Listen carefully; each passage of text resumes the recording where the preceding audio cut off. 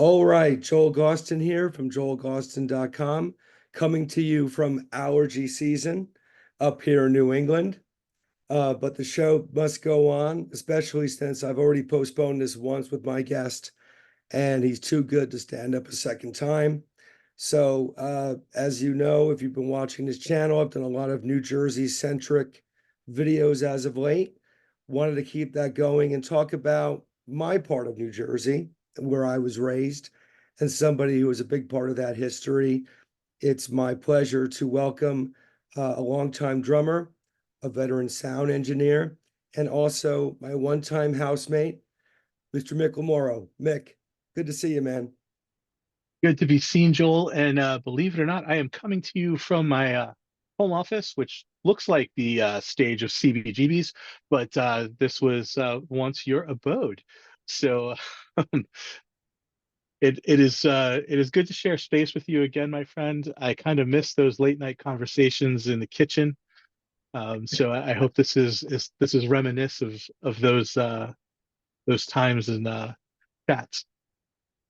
Absolutely, man. Looking forward to it. And in a way, I guess for both of us, CBGB's was an abode for us as well for a few years.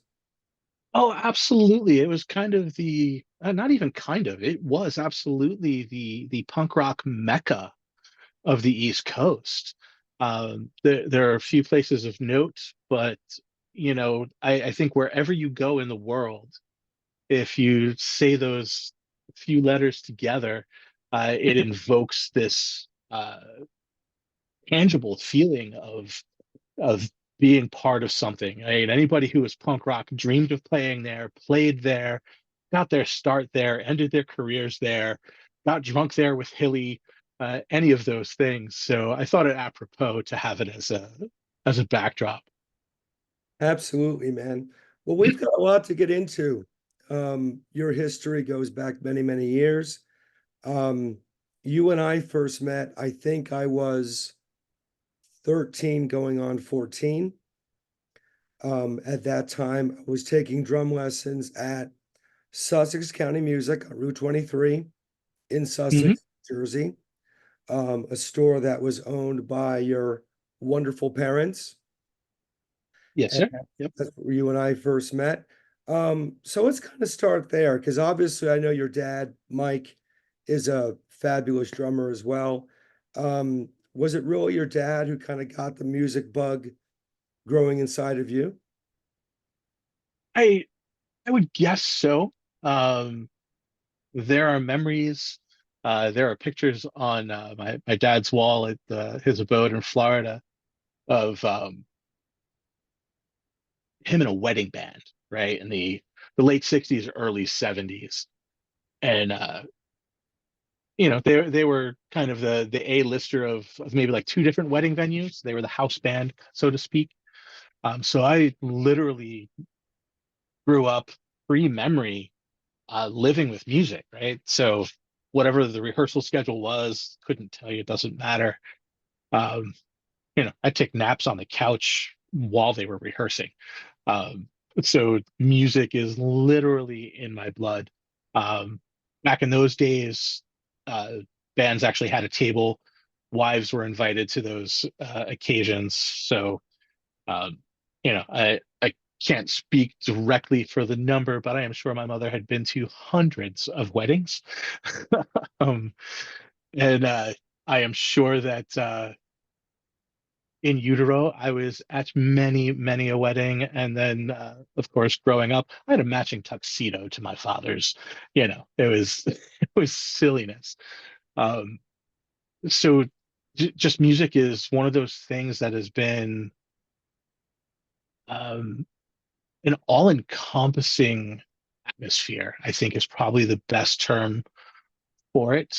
Somewhere between atmosphere and fabric, right? There's nothing that I've experienced in my life that I don't think doesn't have a soundtrack. Um, and I think my life has contributed to soundtracks, right? So it's ever present.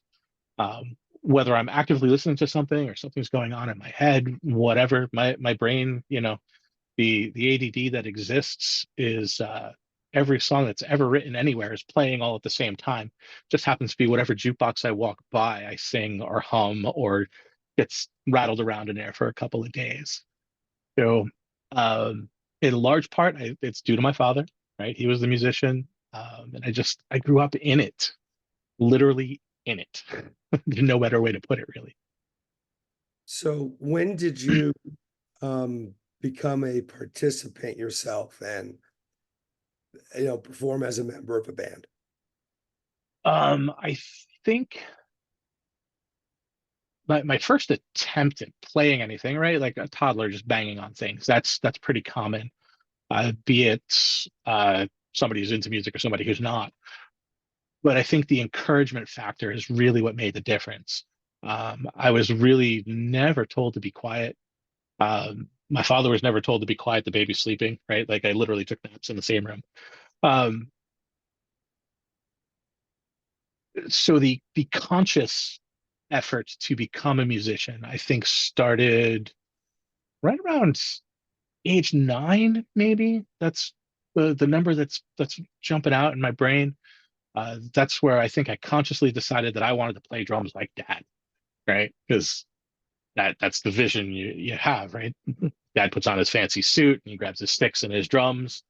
And I can still remember the way those cases smelled. Like they were this, old school vinyl from like the 60s, drum cases like with fleece inside. Like I still have very, very vivid memories of those things. It's really interesting that like it's not just the visual, but this olfactory version comes up as well.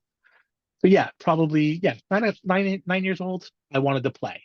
Um, I was encouraged, also left alone, right? Like if I started banging on something, working on something, um, no one was quick to jump in and try to show me. Dad just kind of let it progress, and he would have thoughts afterwards, which is a really interesting way of encouraging.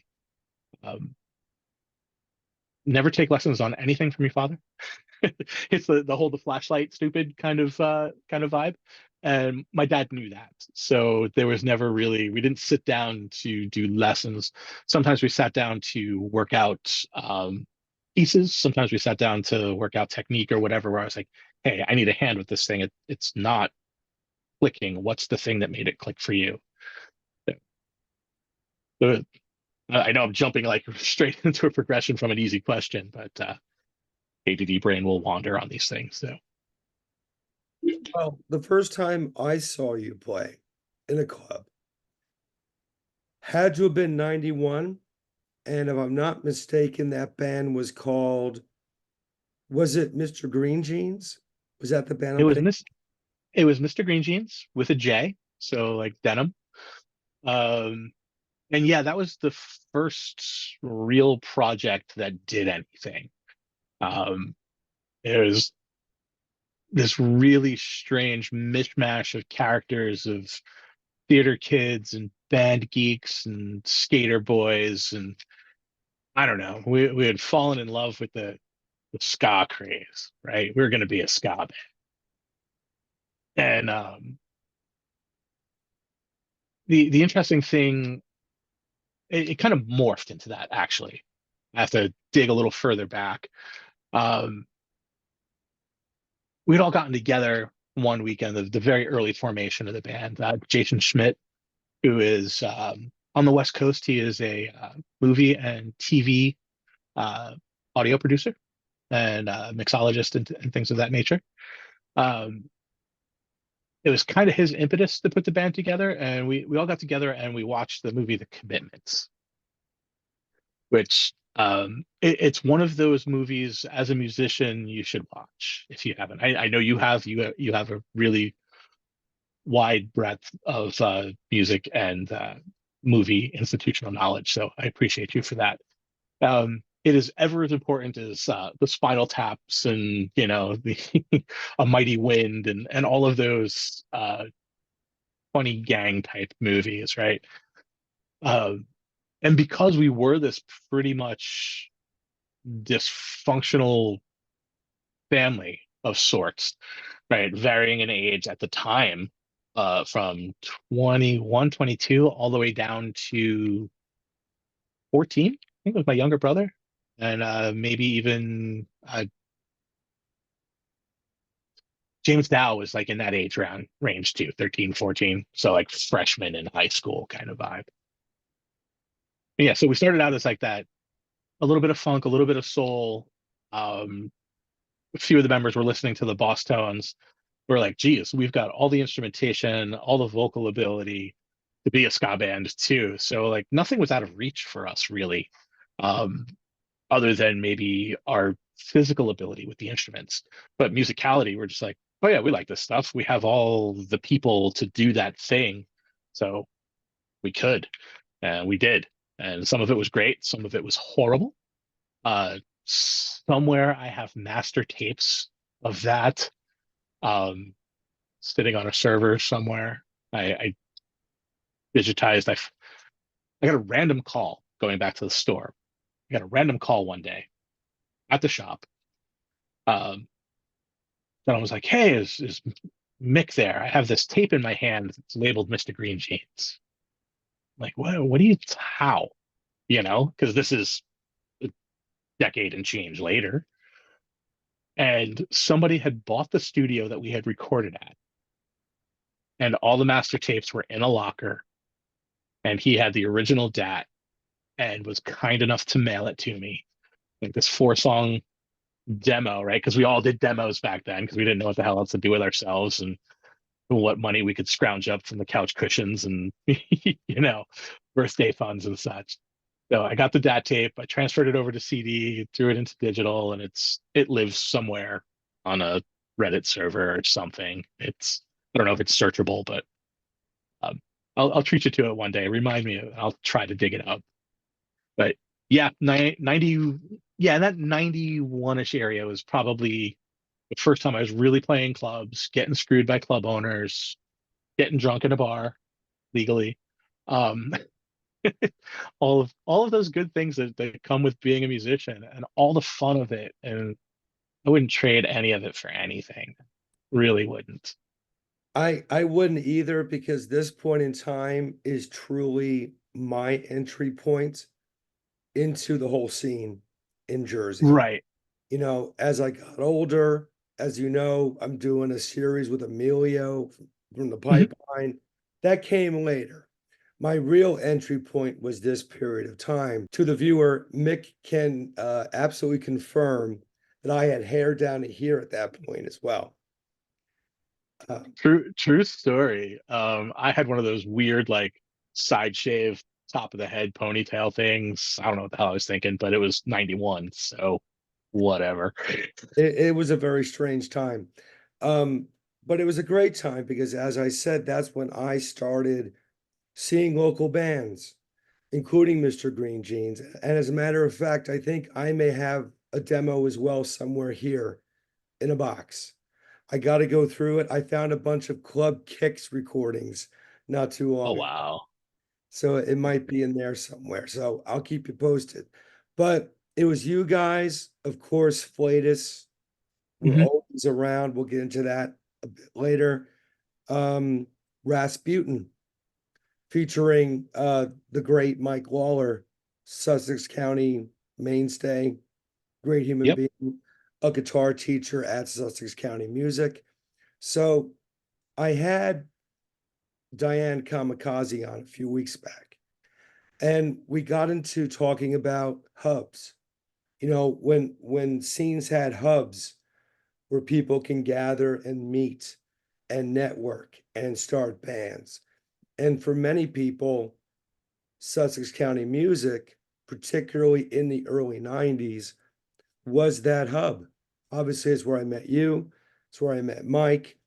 Um, and certainly in those early 90s days, the clientele included two very large brothers from Vernon who were known in the area.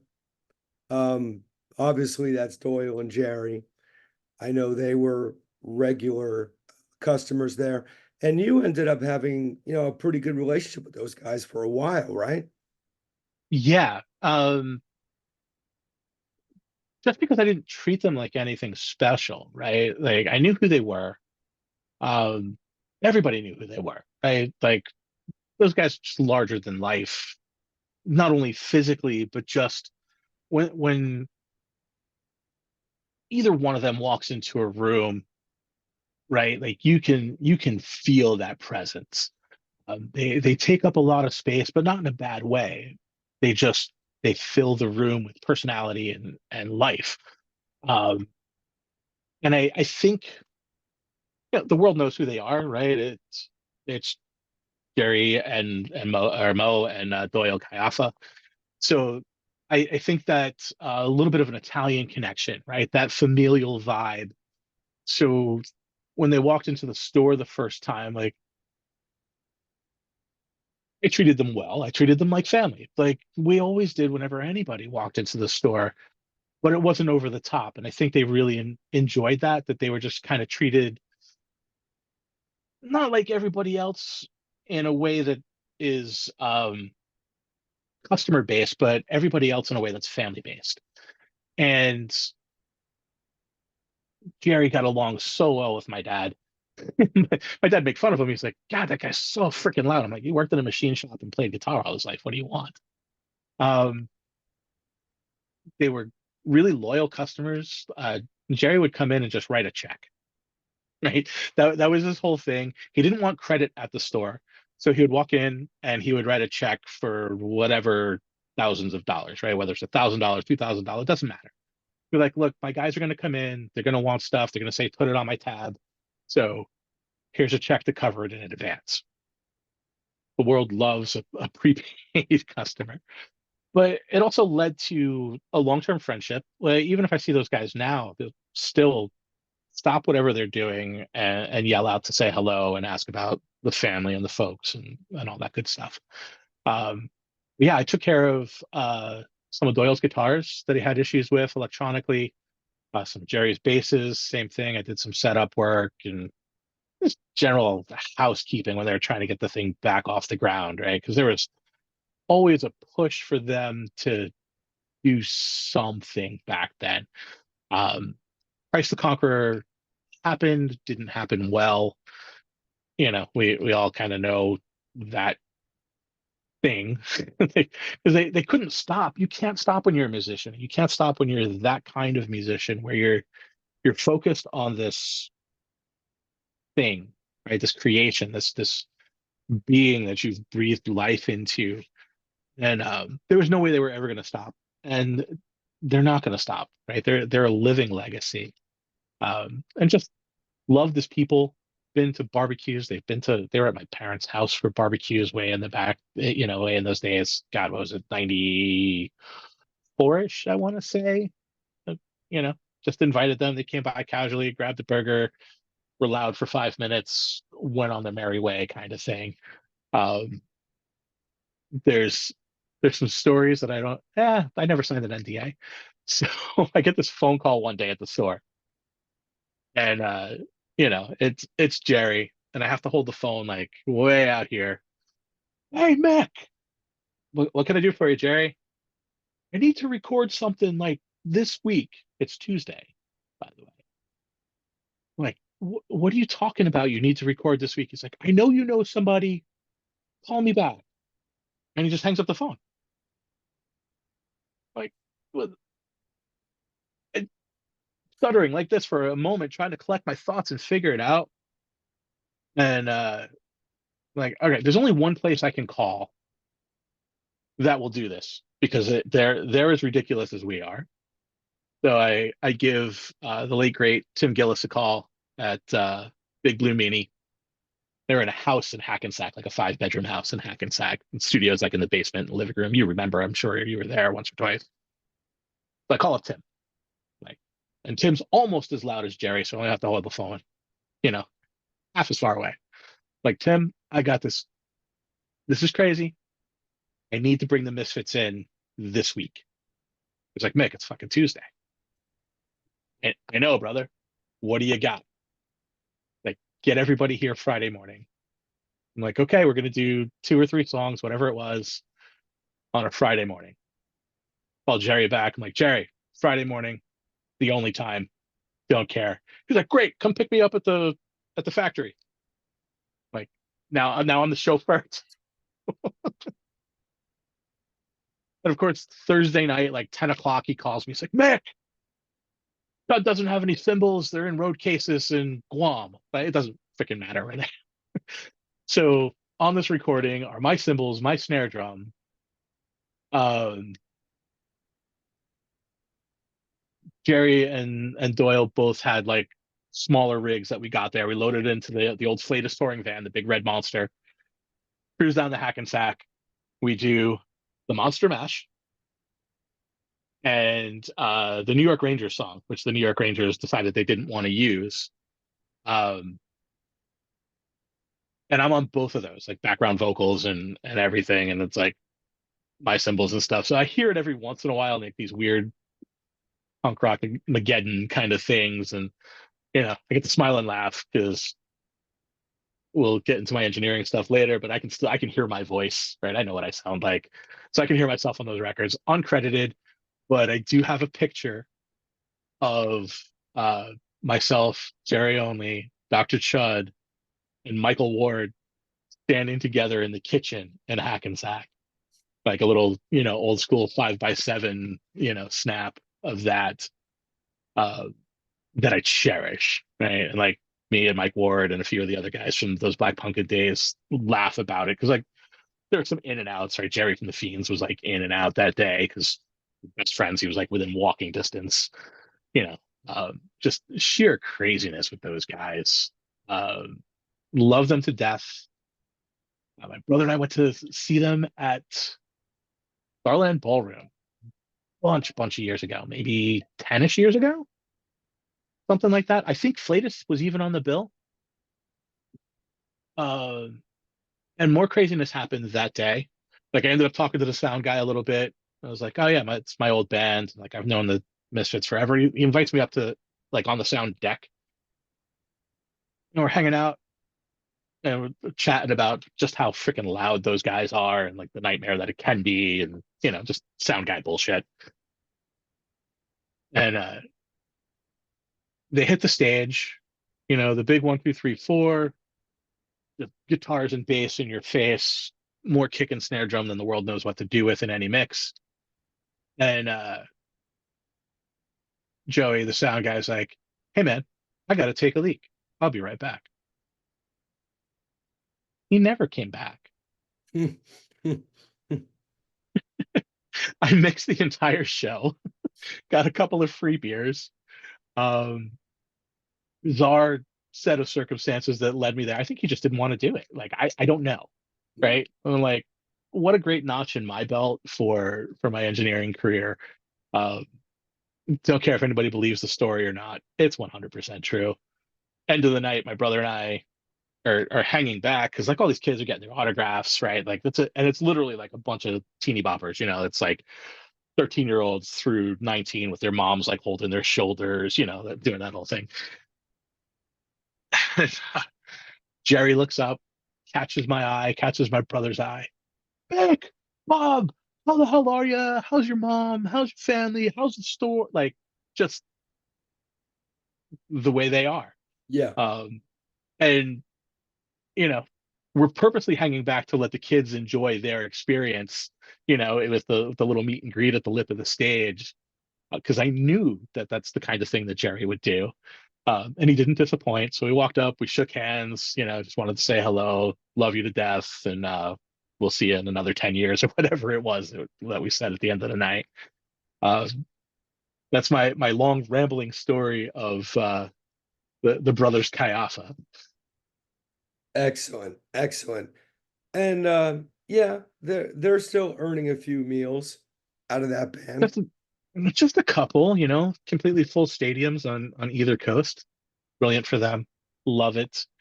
Could not have happened to nicer guys, I think, really. Yeah. And guys who worked hard to get there. Literally tirelessly for all of their adult lives, right? Like I'm counting that from like high school years to now, right?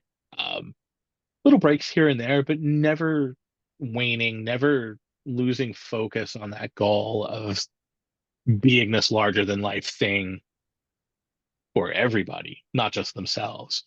Um, and solid, good on them, man. Like I feel a certain amount of pride having been around and like in the mix a little bit. Um, Not that I was instrumental in them making it in any kind of way, but I don't know, like when you get to experience those things and touch those things, right, they're much more tangible, especially like the experiences that you and I have had around those guys, right? Like playing music with them, playing music for them, being part of the music they're creating. Um, Even if we're the tiniest little stitch in whatever fabric that is that's been woven, we're still there, and that's kind of cool, right? I am sure that I will regale my offspring if there are any about it at some point in my life, and they'll be like, "Sure, Dad, whatever. You were really Yeah, cool." excellent.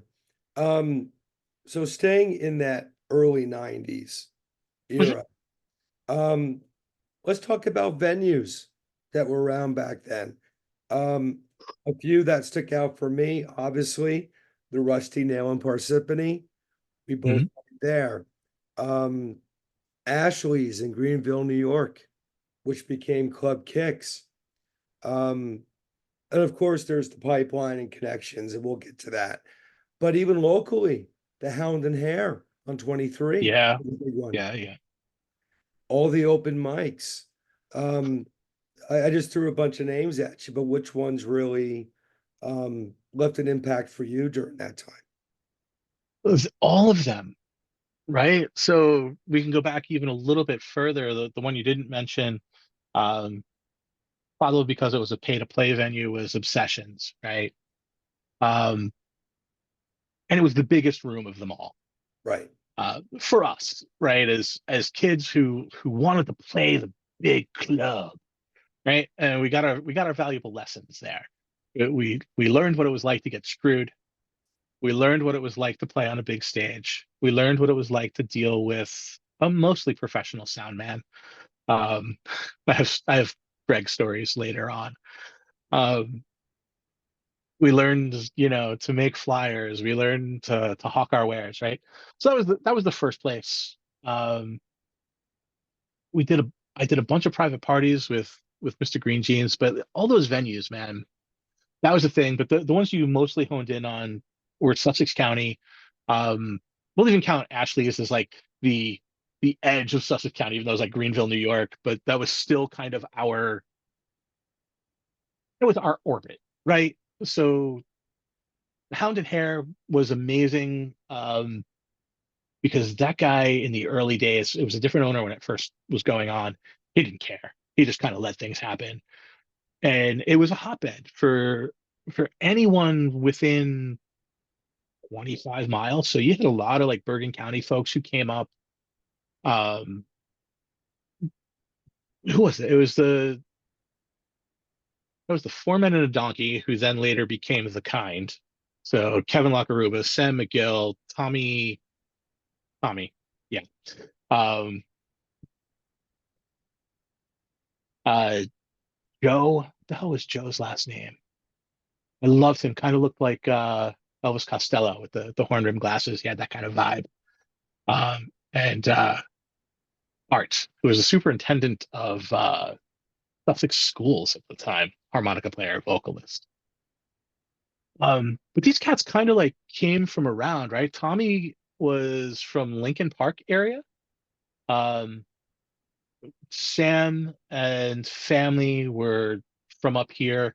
Kevin Lockeruba, his father was in the judiciary here in Sussex County. So like had these deep roots in Sussex County. So when those guys played, the town came out.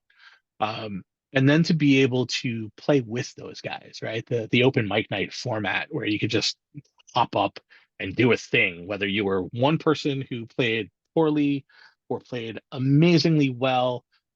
There was never a more supportive bunch of persons, let alone musicians, in one room. Yeah, there's like a little bit of the chippiness that happened in the back, right? Because we all did that when we were younger, because it's kind of part of being a Jersey human, I think, is the, you see that guy. But in general, it was a nursery, right? In the best way. That's where people learned, where they grew. So many bands formed there. So many bands got their first taste of playing live in that place. And look, we played for free. We paid for our drinks. We paid for our pizza, and we had a blast fucking doing it, right? So like something crazy like Wednesday nights or Thursday nights was like the early days, and then maybe Sundays later on. So that definitely sits like deep in the heart. Um, and all those guys were um, really, really good patrons of my folks' store, right? They announced stuff all the time on stage. And look, we also served them well, right? Because we were never without keys to the store, and you're quarter mile, not even from the store to the Hound and Hare at the time.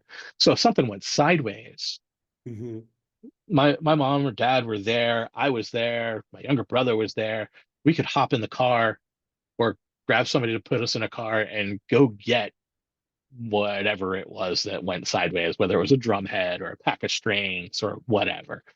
Um, and a lot of donations, right? Like you throw a pack of strings, you throw a drum head or whatever, because it furthered the family, it furthered that vibe. Um, that it was good. It was really good. Um, and all those other places, Ashley's was second to that. Um, in their willingness to let just about anything happen, right? You could put a show together and throw it in there. You could be a cover band. You could be a string of 5 or 10 original bands. That dude was super cool. Let us be ridiculous. A lot of us got our first taste of alcohol at that bar too, because it was literally in the middle of nowhere. And if you could see over the bar, you could indulge. Um, Generally, they wouldn't let you go too far, but the onesies and twosies, as you're 17, 18 years old, and they turn a blind eye. And oh God, the being open till 4 in the morning. Jesus. Drives home were kind of sketchy, right? Not because of the alcohol consumption, just trying to come down Unionville Road or Route 6, 284, whatever it was at the time, whichever way you tried to avoid the cops. Like all to meet up at the Sussex Queen, right? At Yes. God 30 in the morning. The next hotbed of Sussex County, right? It was like my second office. Yeah. What was the other place that you mentioned, right? That's about it, right? It was the Hound and Hare, Ashley's slash Kicks, Obsessions, um, Rusty Nail. Rusty Nail. Jesus, you know how I got that gig? We didn't even step into that. I was the one booking that for all the original bands on Sunday afternoons.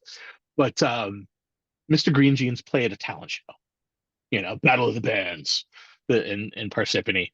Um, we corrected like an English paper the application. Like we redlined it, spelled words correctly, fixed the grammar, like all. I got a phone call like this 2 days after we sent it. I've never had anybody correct anything that I've sent out before. I'm like, you should probably proofread, man. It's like, you have an attitude. I like it. Uh, you're playing next Sunday. Cool. Green Jeans drew really well. Um, he liked the way I conducted myself, so I ended up booking the all ages shows there forever. And that was around the transition time of me going from Green Jeans to Flatus. Mhm. Ted came to me after a obsession show of all things, and he's like, "Hey, man, I wouldn't have considered this before, but watching you play, how would you like to play it for Flatus?" Like, oh, sure. Let's talk about it like when I have my head straight, because like I literally just gotten off stage packing down my drums, and that was kind of the blast off point for that.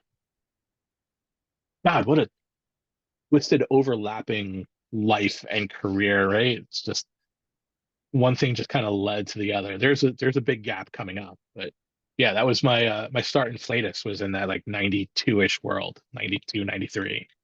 I want to mention as well that when you were booking the Rusty Nail, you booked my first ever club show with another ins, my first real Yep. band. I had the ampersand logo on the wing window of my van back then. I remember it well, man. Somewhere in my boxes of Detroitus that is my past, I have my old day planner with everybody's phone numbers and stickers and like all that stuff.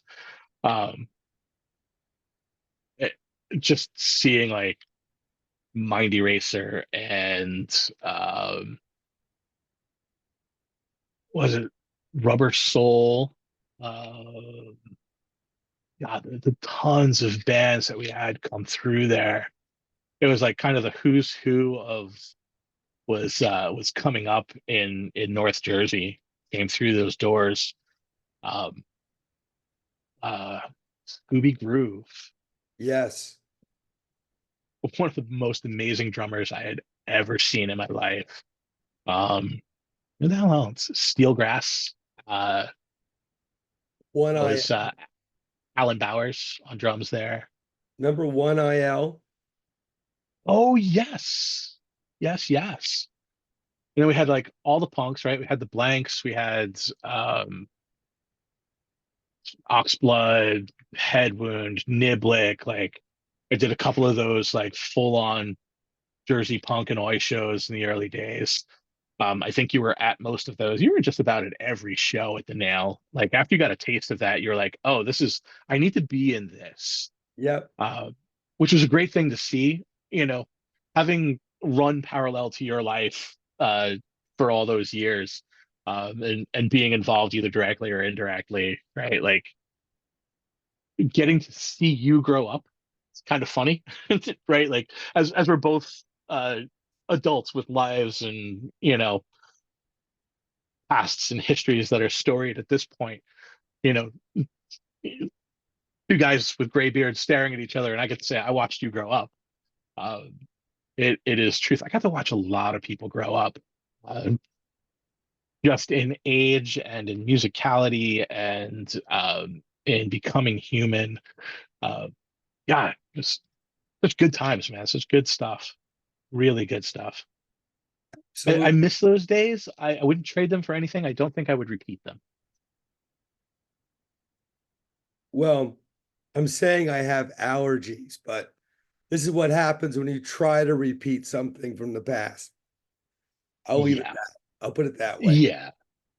Like like being over 50. Like I take my pills, I take my vitamins, I drink a lot of freaking water, a Mhm. lot of water. Right. I watch what I eat, because if I don't, I literally will fall off my drum throne at the end of the night.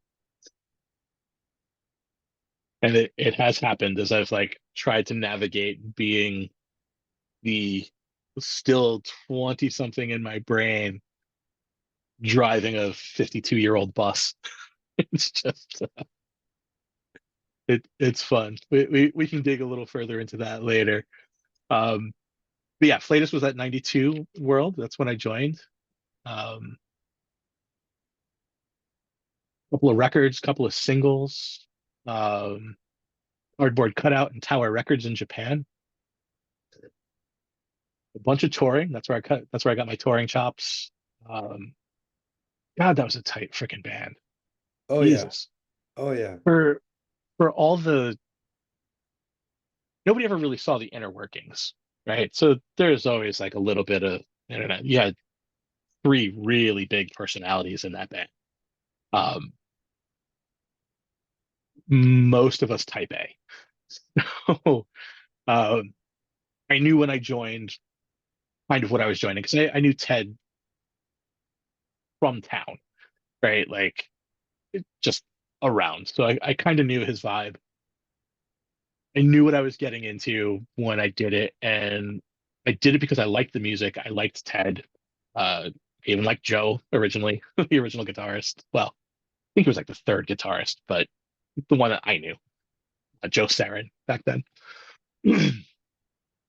And what a good time, right? What a learning experience on how to be in a band, right? Like Green Jeans was my first band, and that was a mess. That was a bunch of friends making music.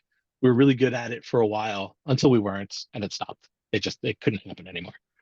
Um, Flatus was a different animal. That was an established thing that I jumped into. I wasn't at the beginning. I wasn't a creative force in it. I was just kind of uh, doing the job, right? That's probably the best way to put it. Um,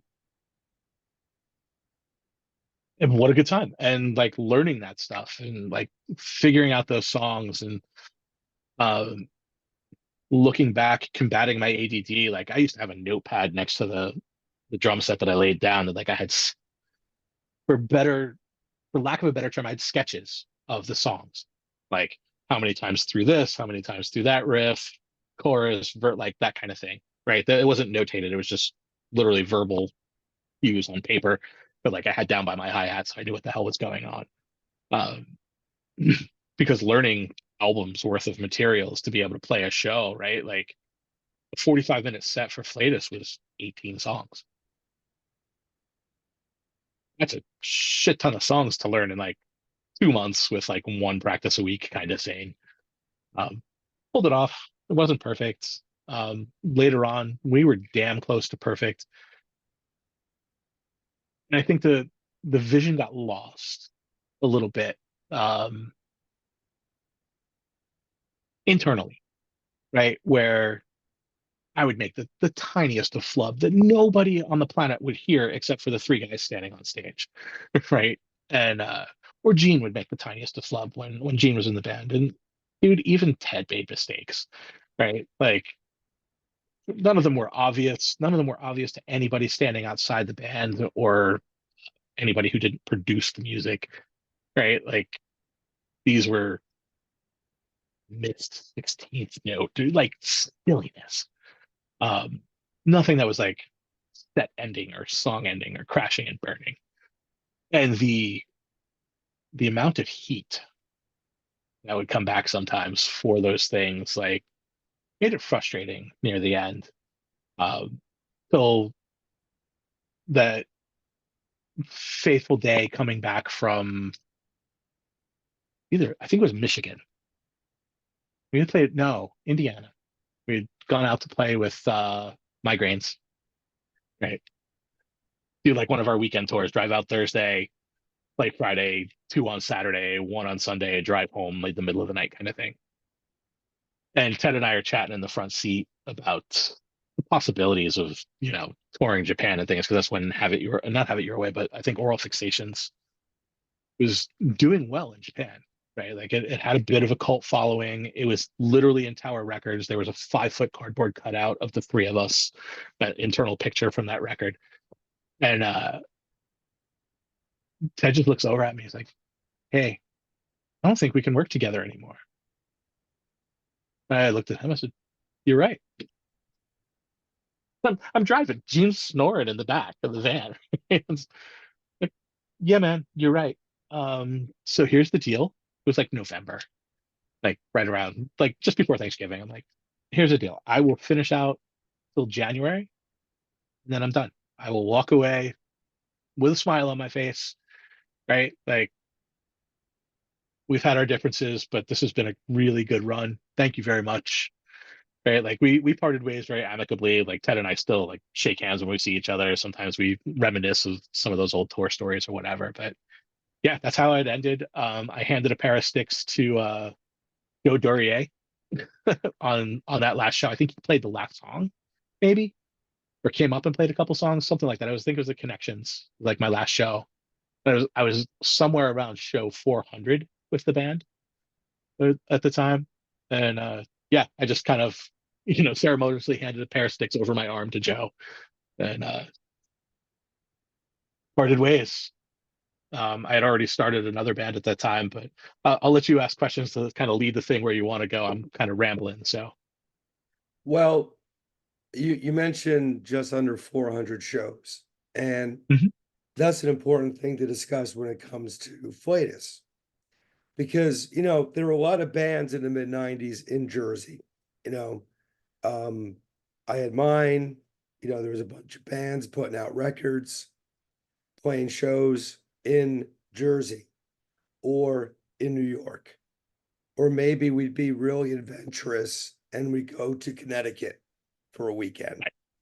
Flatus was the huge exception because you toured your asses during that period of time.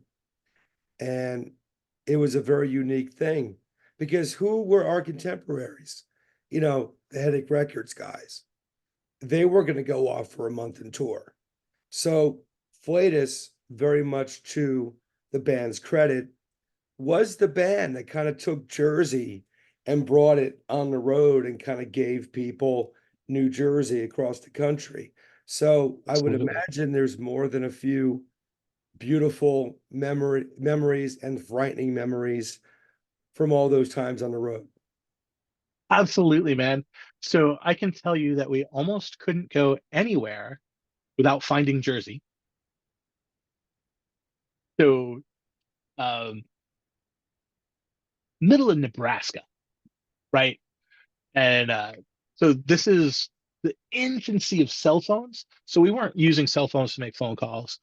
The internet vaguely existed as an idea, right? There are some computers networked together and you could send messages back and forth. But like home computers weren't quite connected the way we couldn't do this, right? We couldn't do this Dick Tracy thing, as some of the old folks will call it.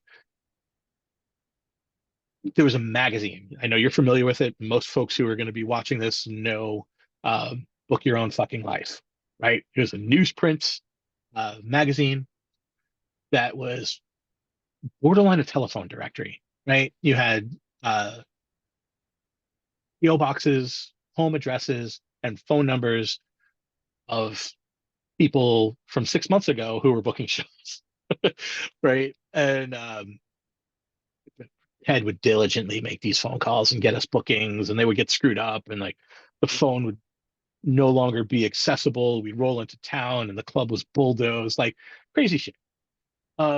We did have amazing experiences. The first tour, I have no idea how we put it together, how it came to any of the fruition that it did, but like we just drove up and down the East Coast, right? We drove to like northern Florida, Miami, so central Florida, back basically in the span of 21 days, 18 shows in 21 days.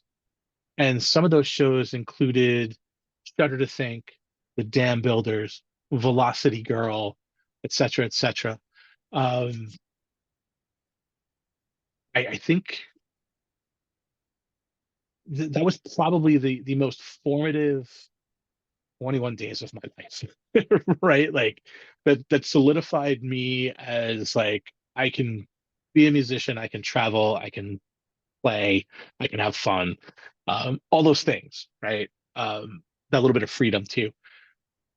Geez, man, like getting on stages with those folks and doing our thing and having people appreciate it, um, getting almost run over for, you know, records and things, right? And people flipping out over t-shirts and merch sales putting gas in the tank to get to the next gig kind of vibe.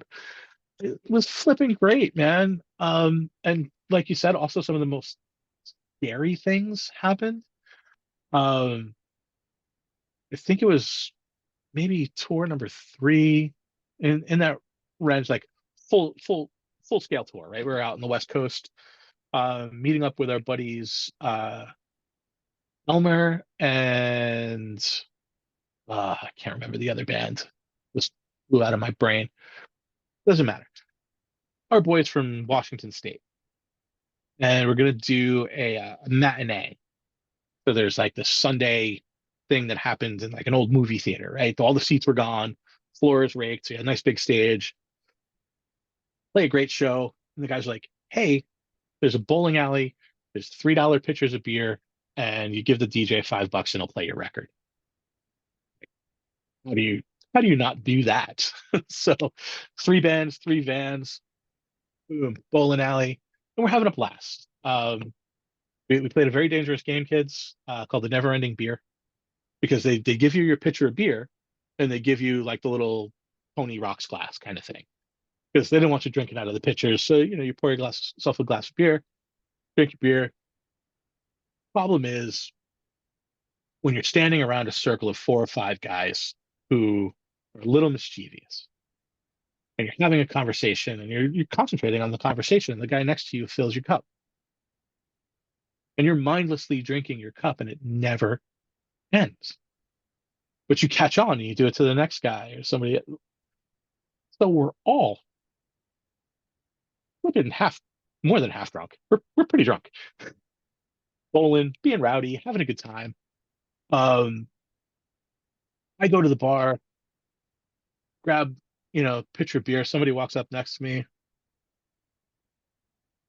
Whatever. Turns out I looked at somebody's girlfriend. I didn't even register that human was of the female persuasion at all. It was just like a person walked up to the bar next to me. Whatever. Apparently, the dudes she was with got really upset about it, because like we were all having way too much fun. There's 12 of us being right, just being who we are. A little loud, a little obnoxious. Our records are getting played a little loud and a little obnoxious. As we're leaving, those fuckers took a shot at us, like gun, right? And like I'm walking out kind of slow. The side door is open to the van. Head's in the driver's seat, and like he yells at me. He's like, "Get in the freaking van now!" Like I literally like did a running dive into the van because I had no idea what was happening, and I heard like pop pop as we're leaving, and they didn't hit any of us. Didn't hit any of the vans. We found out later that those guys got arrested, but we drove from wherever the hell we were to like Missoula, Montana, like through the night kind of thing. We just didn't stop. The only time we stopped was for gas, right? And like it makes a great story now, but like at the time, the word is harrowing, right? Mm. Like you just don't know. You just don't know. Because like those cats chased us. So like 3 vans went 3 different directions and met up on the highway later on to get to where we were going.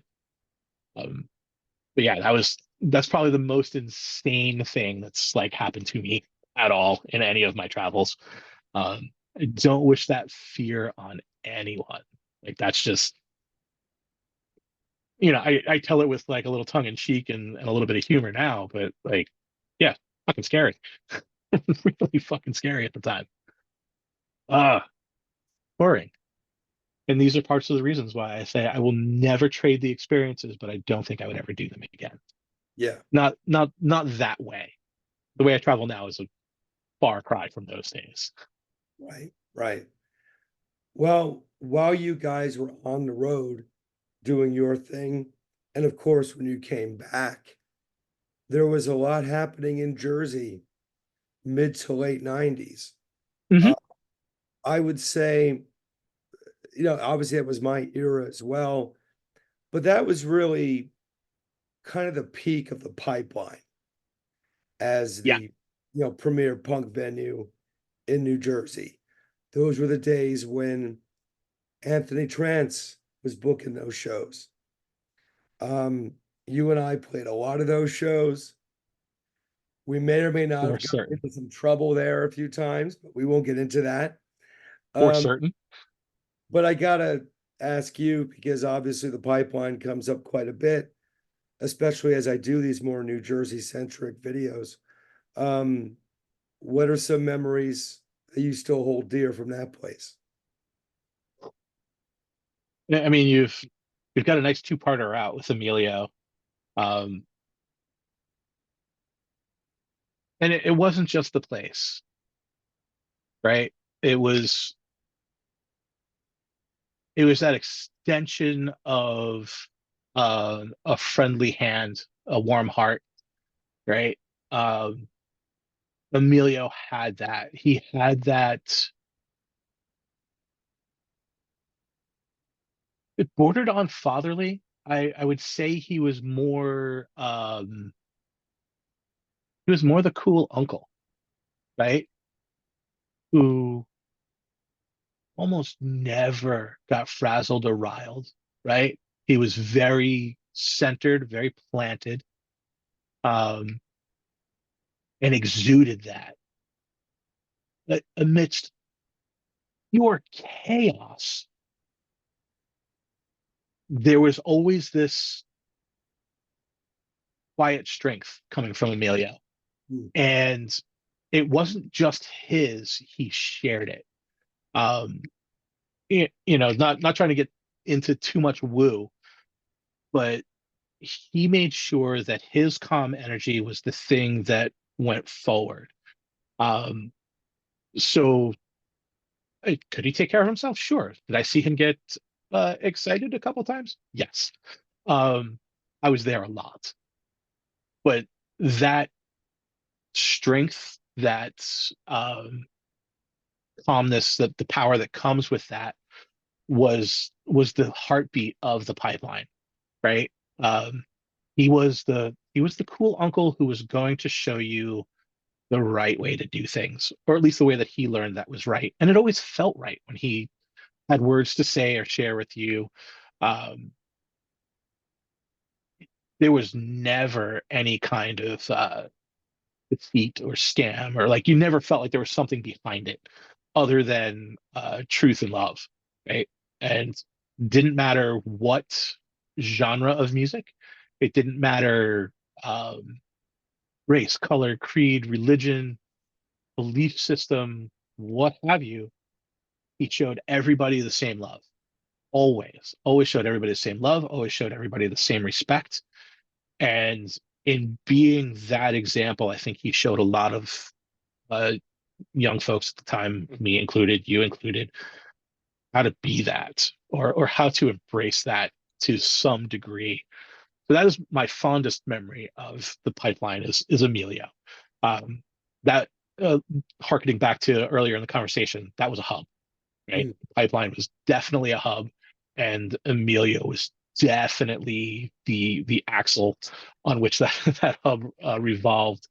And I don't know anybody anywhere that could say something ill of Emilio. There's just not a soul on this planet. Maybe a disgruntled ex-girlfriend, but even that, I don't think so. Right?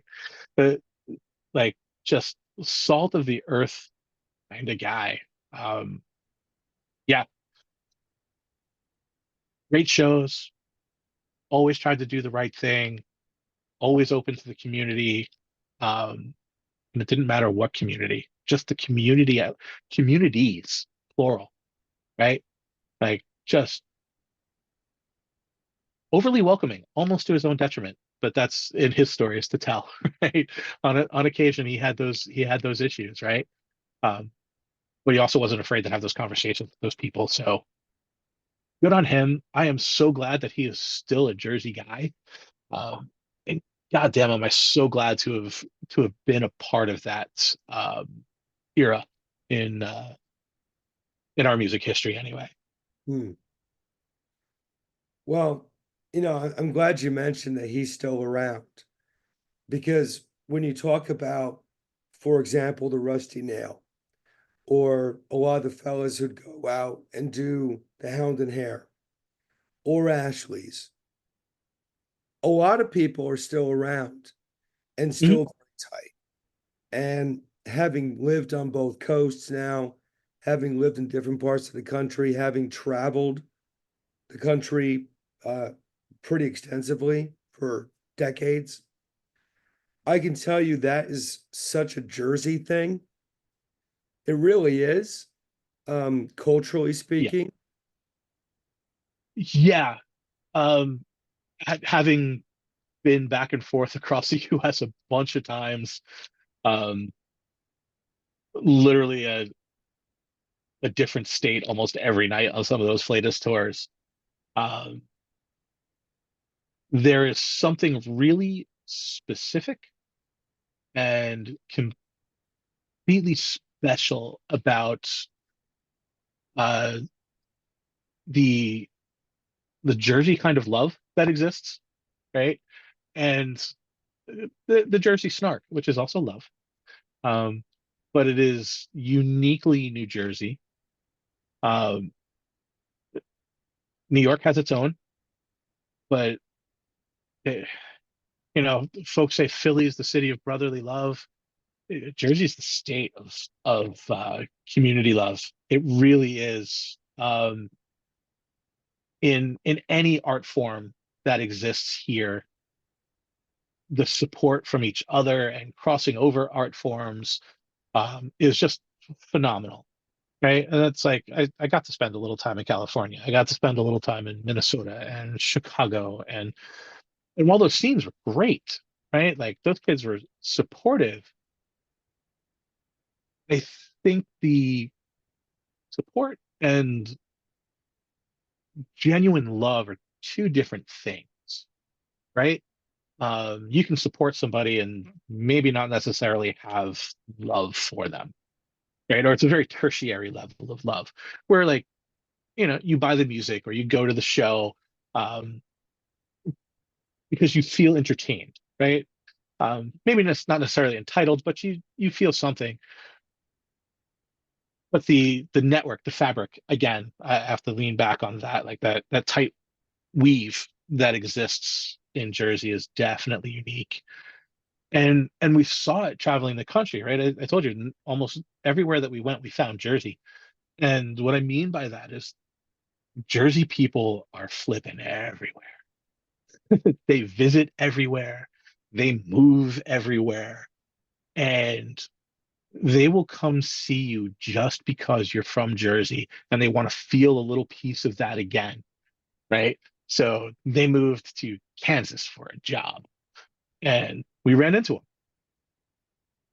and they're like, "Oh my God, I can't believe you guys are from Jersey. We came here to see you just because you're from Jersey."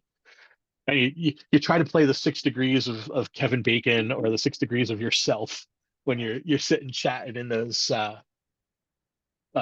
vestibules and what have you of those clubs and bars and things.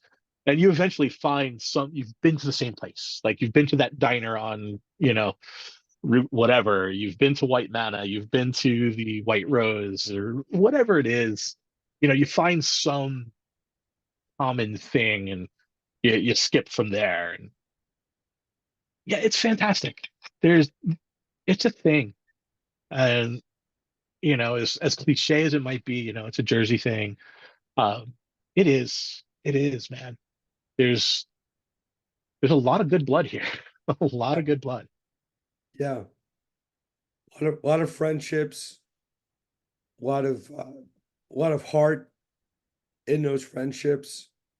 You know, people, come in and out and then they return. But then, or they go away for a bit. But there's always something kind of brings people back. I found that, you know, Absolutely. 50th birthday parties or, sadly, some people we know have gone upstairs recently. That happens. But even when that happens, it's done in the spirit of the person we're saying goodbye to. It's still a party. Sometimes it's still a show. There's a lot of smiles, there's a lot of laughs. And that came from all of us kind of coming up in that music scene, going Absolutely. back to the early mid 90s. First time I saw Broken Heroes was a show you booked at the Rusty Nail. You know, I'm going to Pete's 50th birthday party in a week and a half. It's fucking wonderful. 30 years on. Yeah, man. We still all have those connections. We still, on occasion, chat with each other. Like the world of social media has made it really easy to like tap each other on the shoulder, right? Um, we may not hang out. We may not be sitting on a stoop somewhere in Newark drinking beer and being rowdy, but that spirit is still there for sure. Um, and for all the wishes that we could get together and sit down and do those things, um, and life has just kind of gotten in the way, right? Marriages, jobs, whatever it is, uh, excuses and realities. Um, Having that little bit in the social media is, again, just be able to tap each other on the shoulder and be like, "Hey, bro, still thinking of you, still recognize you. I still see you as that 25-year-old kid making a ruckus on stage somewhere, throwing French fries across the diner or whatever it was." It's the diner's fault, man. That's a uniquely Jersey thing, right? That 24-hour diner. Jesus. That may be an entirely different series I do on the channel, just diner tales. Jesus, Flatus has a song that I wrote most of Remember? about All Night Diner. Yep. Yeah, I wanted to get into your work as a live sound engineer sure. because I know you'd been doing that and have been doing that for a very long time. Um, when I started booking hall shows in early 95, when I was still in high school, you were my sound guy for the 2 years I did that. Yep. Uh, you you had been doing that prior to that taking place. So when did becoming an engineer for shows enter the mix? Around that time. Um, so growing up immersed in music meant I was immersed in all aspects of the music, right? So going back to dad's, uh, we'll call it a society band. I believe that was the term that he used. So weddings, christenings, bat mitzvahs, bar mitzvahs. Actually, I think only bar mitzvahs existed in the 70s. I don't think there were too many bat mitzvahs. It wasn't popular at the time. They existed, but in far lower key type situation, because of the times. The PA existed. So when music started happening and we needed it to be louder, right? We needed to do some kind of vocal thing. I set up the PA. Like dad showed me how to plug it all in, showed me like treble bass, whatever. Um, Dad had a better than rudimentary understanding on how it worked and how to make it work, right? Like he wasn't going to sit down and mix a record. He wasn't going to sit down and mix a show. Like that wasn't the thing back then. You basically had vocals and maybe keyboard went through the PA. The instruments did the rest of the work. Um, in those days, in those rooms, the bands were kind of loud wallpaper, and the couple's first dance, father mother dances, announcements. That's pretty much what the band was for. Um, but I always had this desire, calling to turn the knobs, right? So every band that I was in, going back to my sophomore slash junior year in high school, right? They're like a bunch of not popular kids who are popular with each other. I don't know a better way to put it. There was a group of us, and we're again social media tap on the shoulder kind of thing. Um, so it was Paul Burns, myself, Dave Caselli, and Chris Burns, Paul's younger brother. Worst band ever, right? Worst Metallica covers, worst Anthrax covers, like whatever we could do to make noise in the basement, right? Like sometimes I play drums, I play guitar a bunch. Paul mostly played drums, um, and like brought Dad's old PA from like the '60s to the basement to do the thing, and learned how to make it work. And I was just always fascinated by the gear itself, and like I'm still fascinated by controlling things, remotely or turning a knob and having it do something. It's a thing. I love it. Um, So yeah, this started, you know, the 80s when I could get my hands on stuff and kind of understand how it worked. And it just kind of blossomed. Mr. Green Jeans happened. We had the store. So I had access to um gear. It wasn't the greatest gear. Uh it was okay stuff, right? The PA that we had at the those hall shows came from there. I bought it with my own money. My brother and I went halves on the PA for Mr. Green Jeans. I eventually bought him out. Um, and I just kept buying more and more gear and doing bigger and bigger jobs. And I did a lot of the town meetings. So Sussex County, High Point High School, like all those school board and town meetings that needed sound reinforcement and needed to be recorded. I did countless things of those where like, oh God, they were terrible.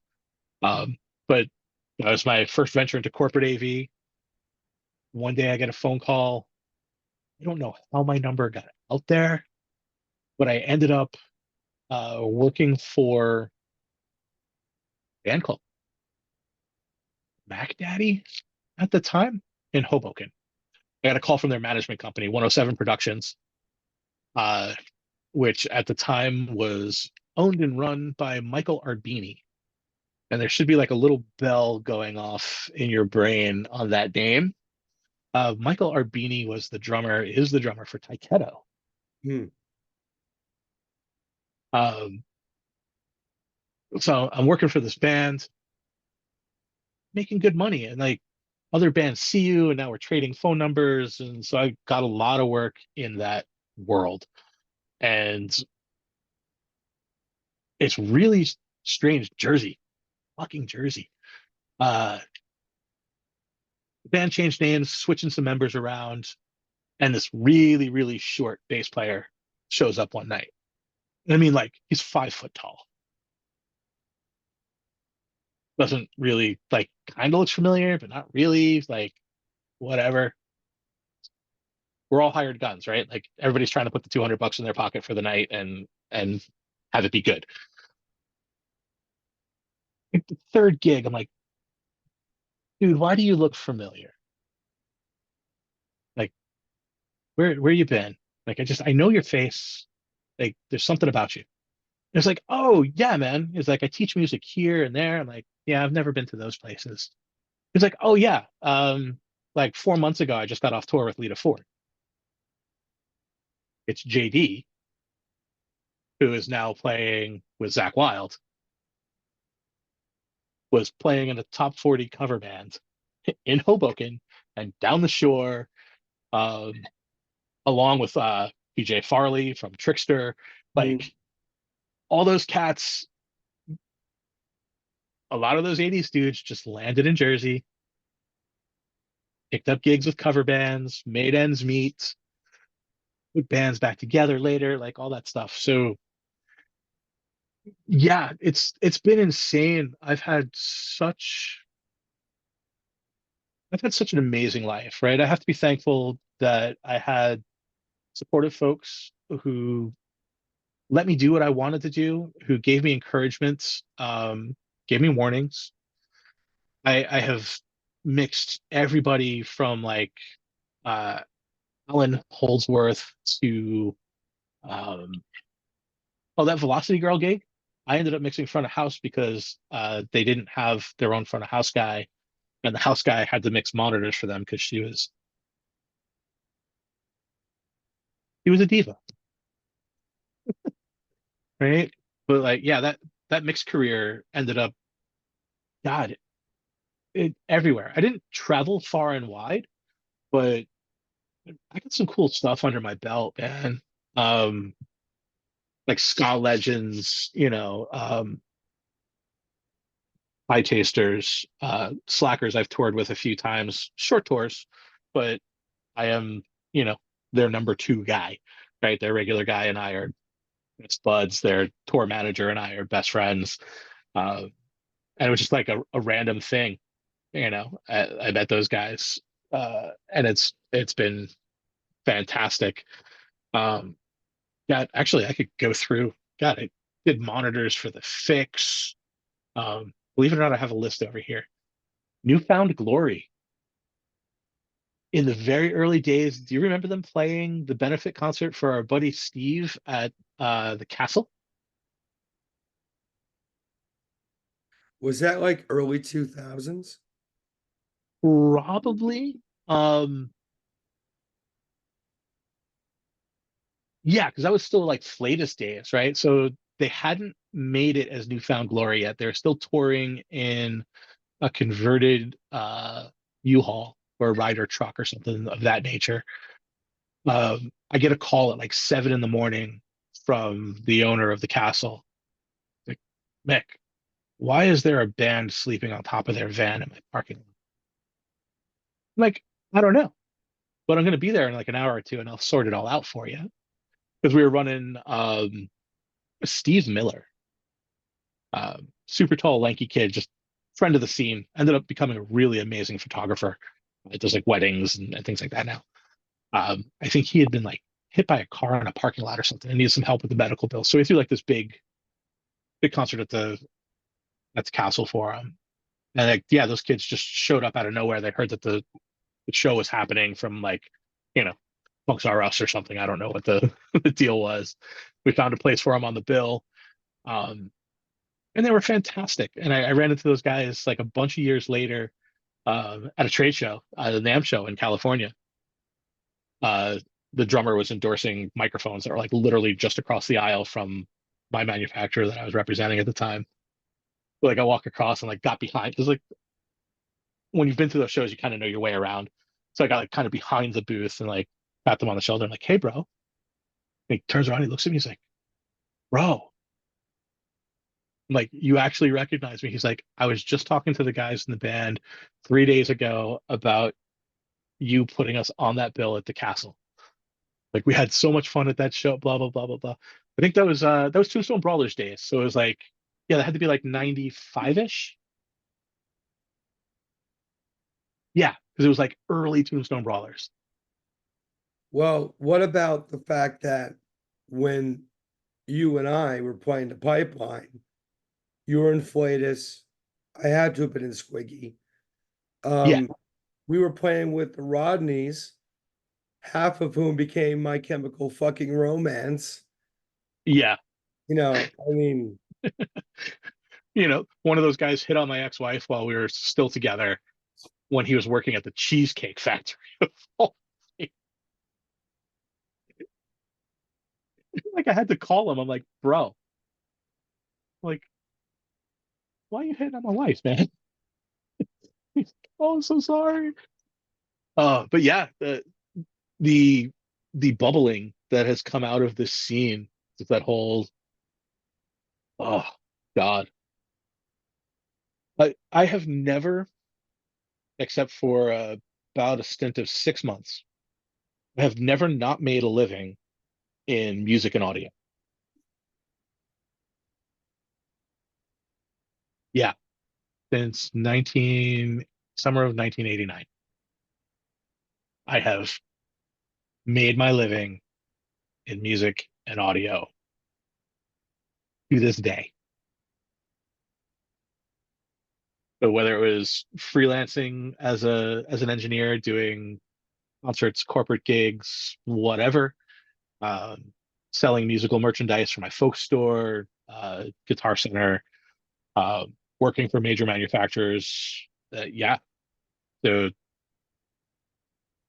music and arts has been very, very kind to me over the past uh, almost 40 years.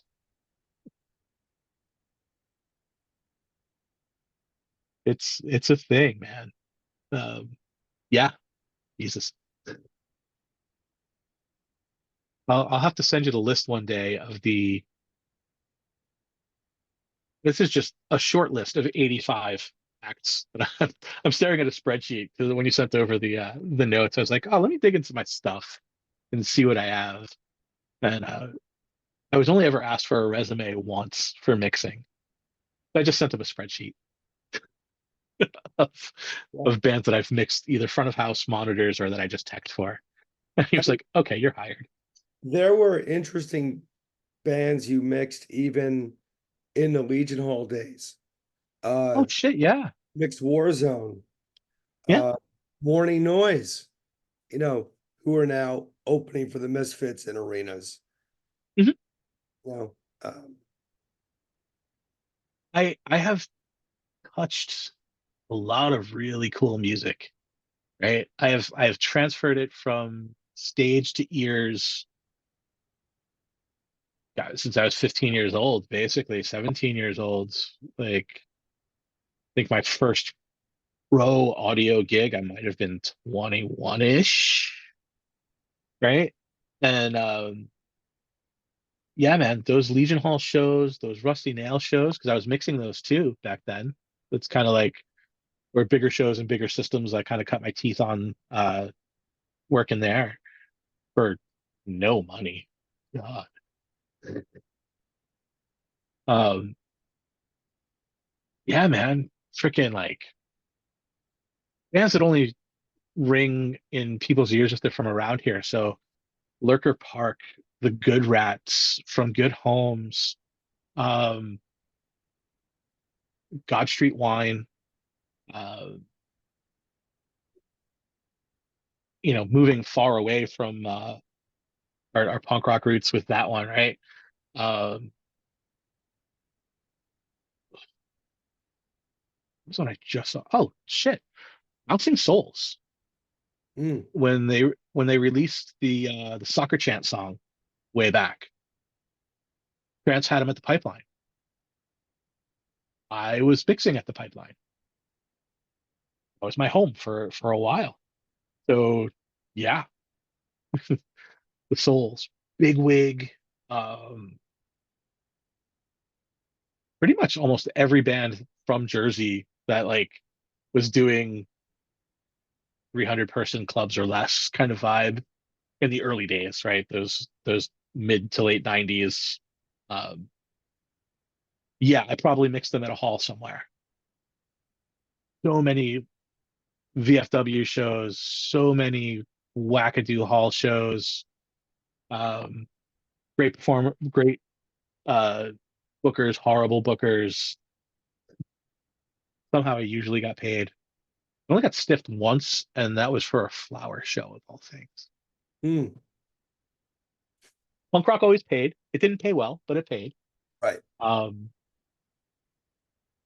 corporate pretty much always paid. Yeah, I got stiffed at a flower show.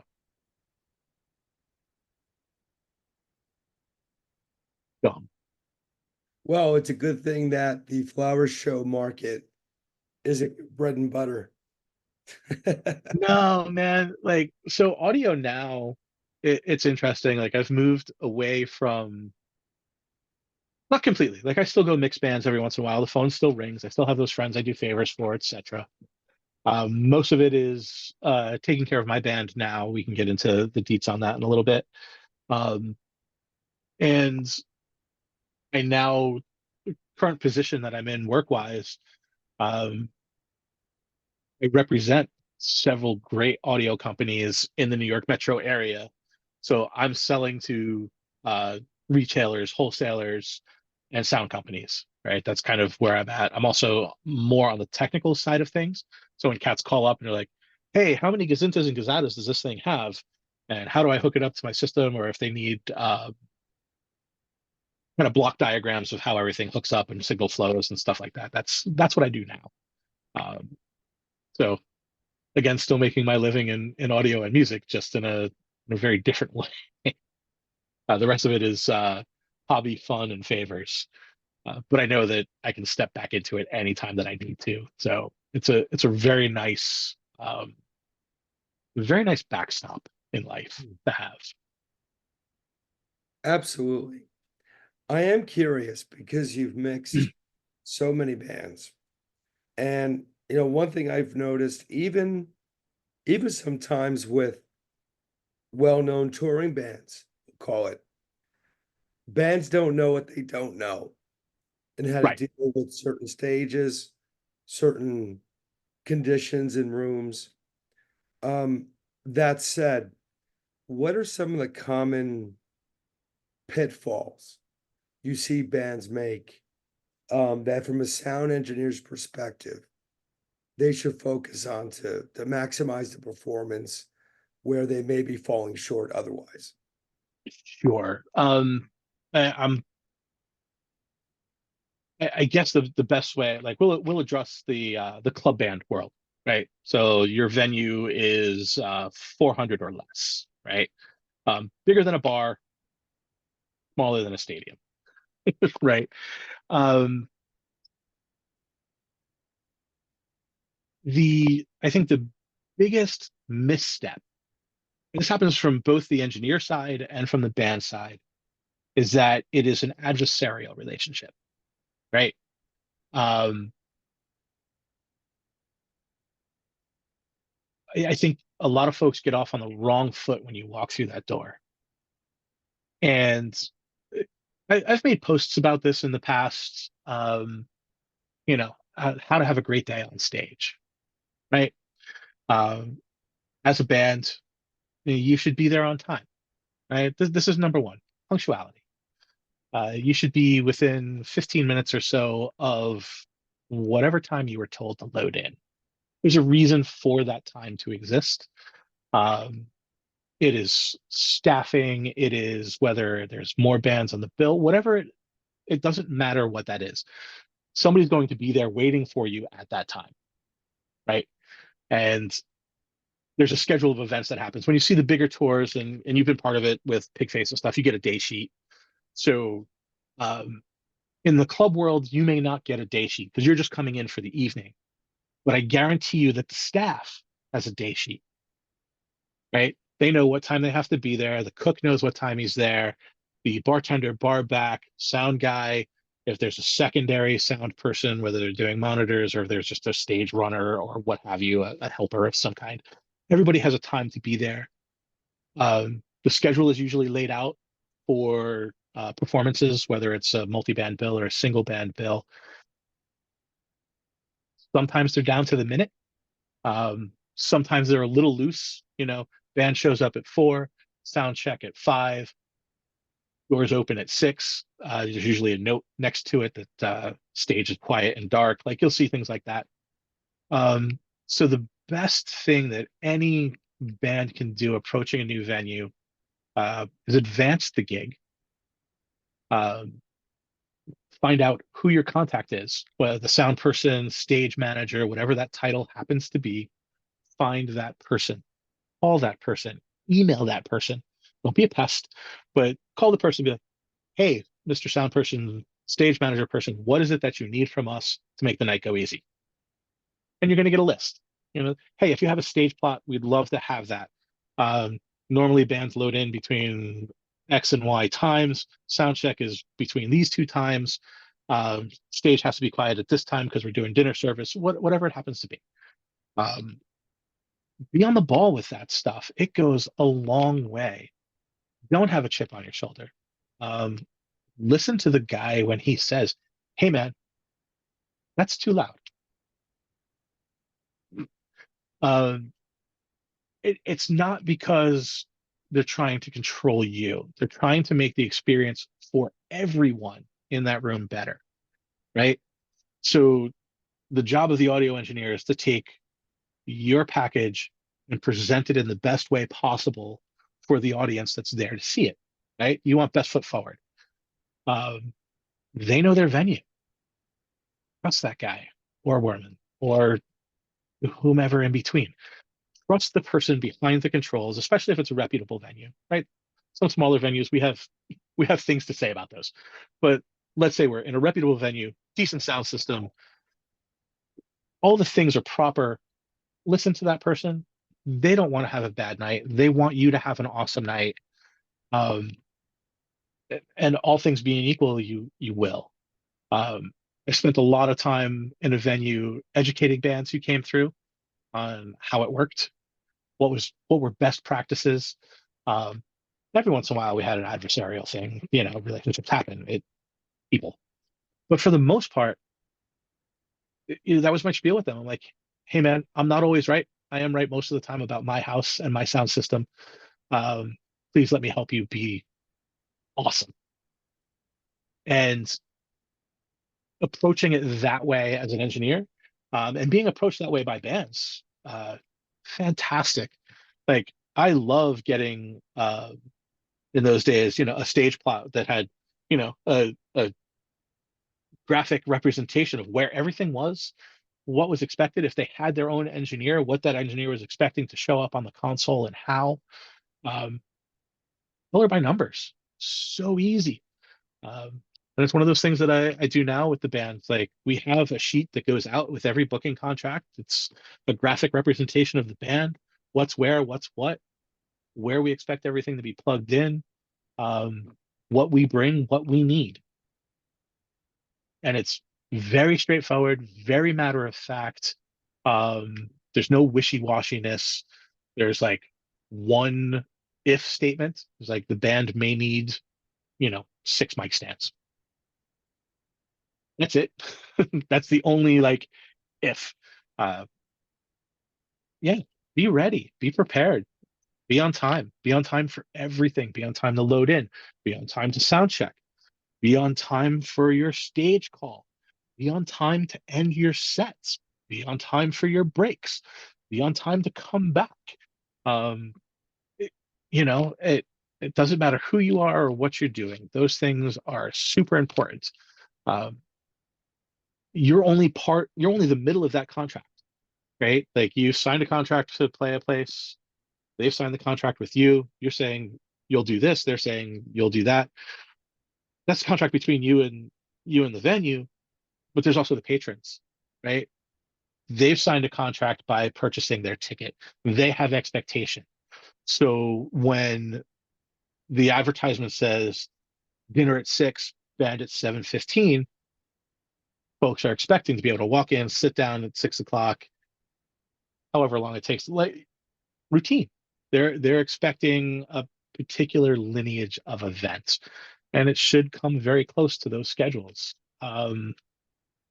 Being kind, it's being courteous, it's being on time, and it goes a long way. It goes a long way with the venues. It goes a long way with the staff. It goes a long way with the patrons. Um, and shit, you can have a rocking good time. It could be a stadium show like the Misfits, right? They've got a day sheet. Everything runs to that day sheet. Everything probably within 15 minutes of that day sheet. Um, and when it's done, it's done. Everybody shakes hands, hugs, kisses, good nights. Yeah, best advice: communicate, be on time. Don't be an asshole. Right. Yeah. Right? Like, yeah. And man, if you have an asshole in the band, don't let him be the person who communicates. Right. It's, I yeah, I think those 3 things will get you really far in life, let alone on stage. And something else, flipping it around, touring bands send thank yous to the venues when you play. Sign a card, do something, call the venues, tell them you got home okay from the tour, had a great time, looking forward to the next one. Little things matter. Yeah, man. And in this world of digital communication, that is so easy to do. And nobody's going to be mad if it was a cut and paste thank you note, Right. right? That you sent to each venue, sent to each band, sent to each booking agent, etc. I still have in my treasure trove of things. I worked for a sound company out of Central Jersey for the longest time, and I did really strange gigs for them, but whatever. So it was school day at Ramapo College, right? It's the dorm move-in day. It's the big shuffle. So at the end of the day, they do a carnival, for lack of a better thing. So outside on tennis courts, they set up a big stage. We set up a big sound system. I don't remember the name of the band. It escapes me. This is like 6, 8 years ago. Great band. They were on time. They were super kind, super courteous, were able to tell me what they needed, when they needed it. Sound check went flawlessly. But again, I'm dealing with some seasoned guys. I'm a seasoned guy. So we did the thing. Um, at the end of it, they gave me a handwritten note in a card with a couple of bucks in it, right? Like, I don't remember if it was 20 or 50. It doesn't matter. Um, the most important part of that was this was a handwritten note Right. that had my name, dear Mick and crew, thank you so much for, making this gig smooth, easy, etc., etc. Please express our thanks to, your bosses and sound companies and etc., etc. A paragraph. I still have it, Yeah. right? It's like in the top drawer in my bureau in my bedroom, right? It didn't get relegated to the files of dust, um, because it was a meaningful piece. And when my boss at the time was like, we do the post show debrief, drive the van back to the shop or whatever. Hey man, how did everything go? Great gig. I got a thank you note. And they're like, you got a thank you note? Like, yeah, man, I got a handwritten thank you note. Snapped a picture of it with my phone and texted it over. And like nobody gets thank you notes. Like, right combination of people, right? The right band with the right attitude. I was the right guy for the job. Kudos on you for hiring me. Those kind of things. But yeah, man, thank yous go a long way. Current band now, we send out holiday cards. Every event, anybody that's ever booked us, a venue, a private party, whatever, they get a card because, family members, everything, just, you know, photo of the bands, happy holidays, wishing you the best kind of thing. Um, we get a lot of return bookings from that, Yeah. a lot, you know. Um, you don't want to be forgotten. You don't want to be forgotten. And it's very Make easy to be forgotten in 2024. Um, Man, with a world of inundation, right? These black slabs mhm. are both the blessing and the bane of humanity, where we can be in constant communication, blessing and bane, but we're so inundated with information, right? Phone goes off. Look, I've got a little black screen on my watch.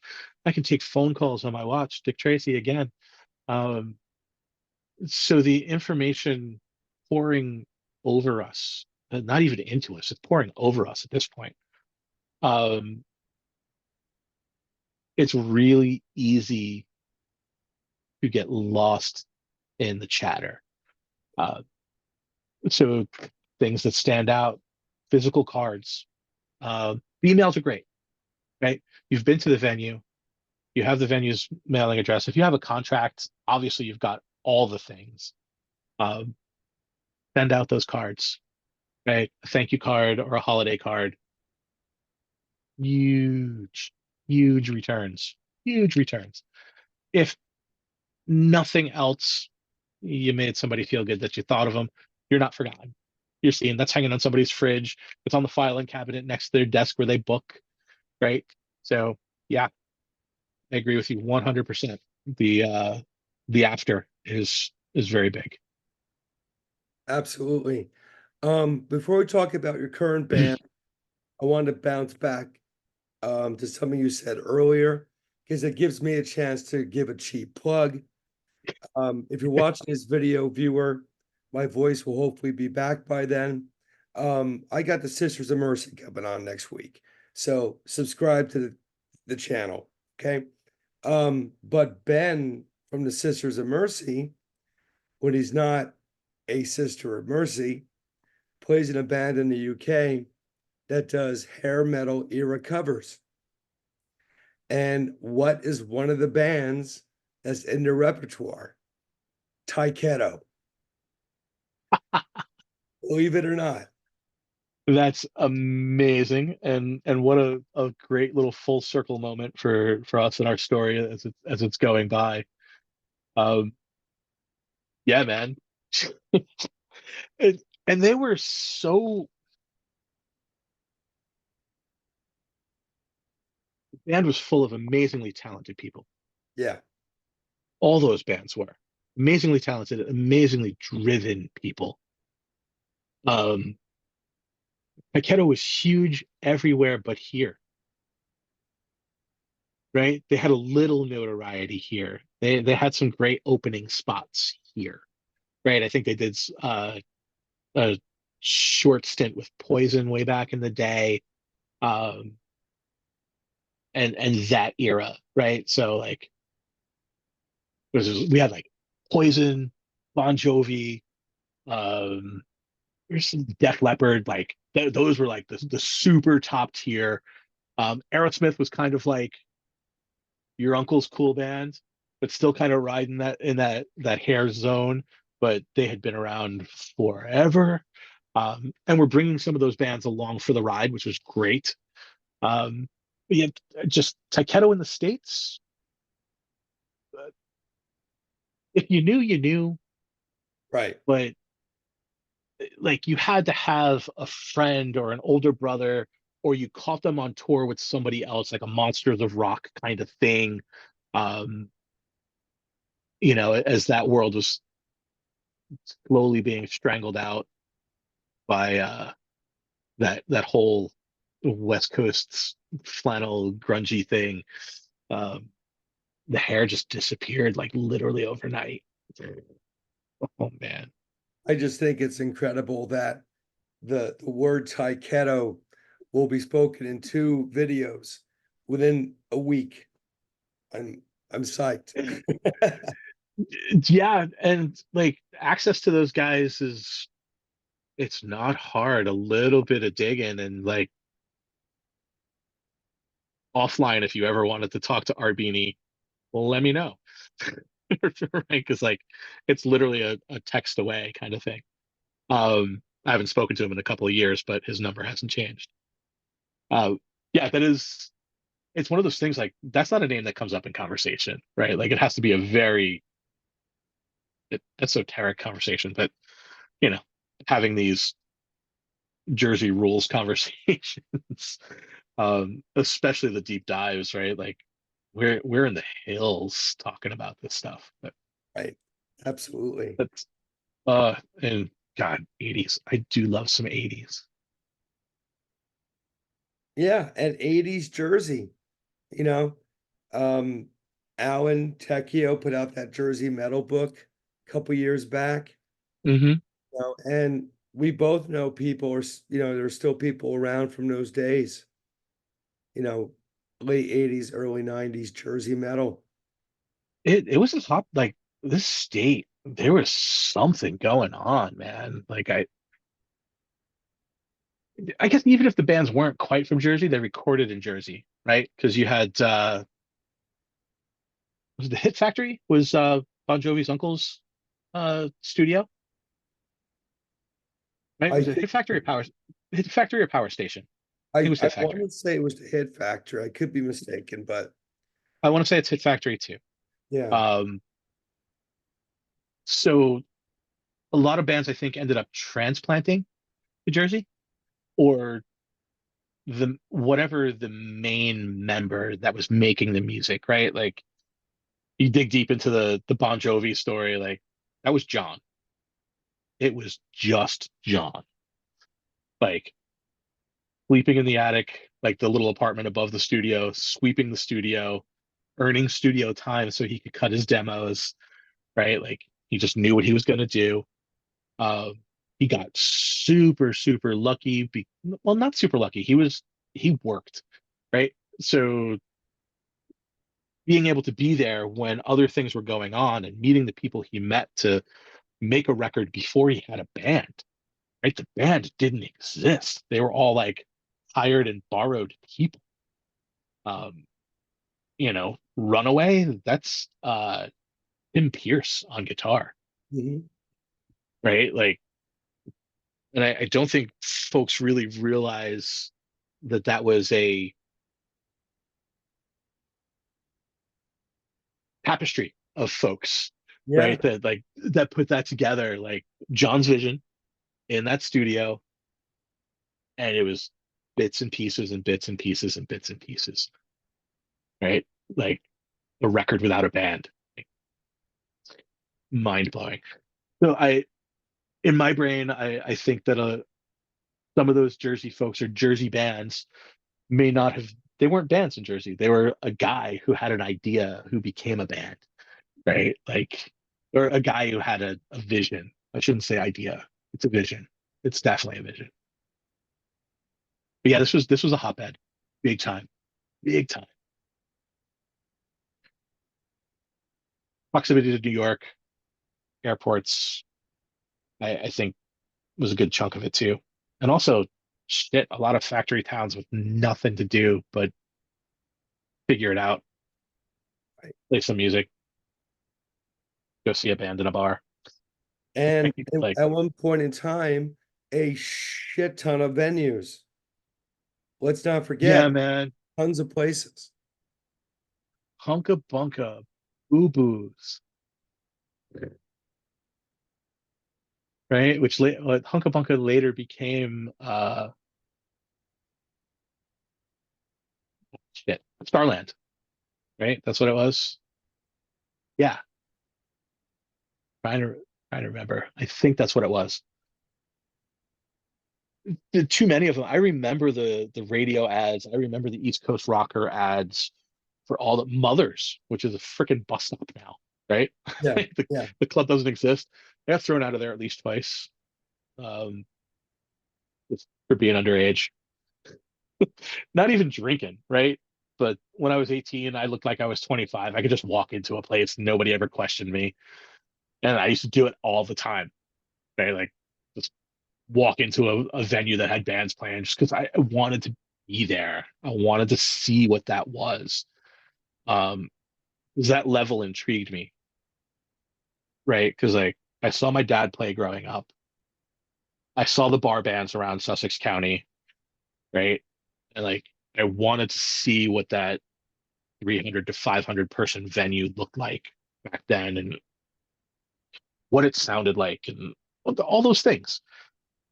So yeah, I got thrown out of a bunch of those places at least twice before I was 21, but I had to take the chance, you know? And like one night you get away with it, another night the bouncer knows your dad.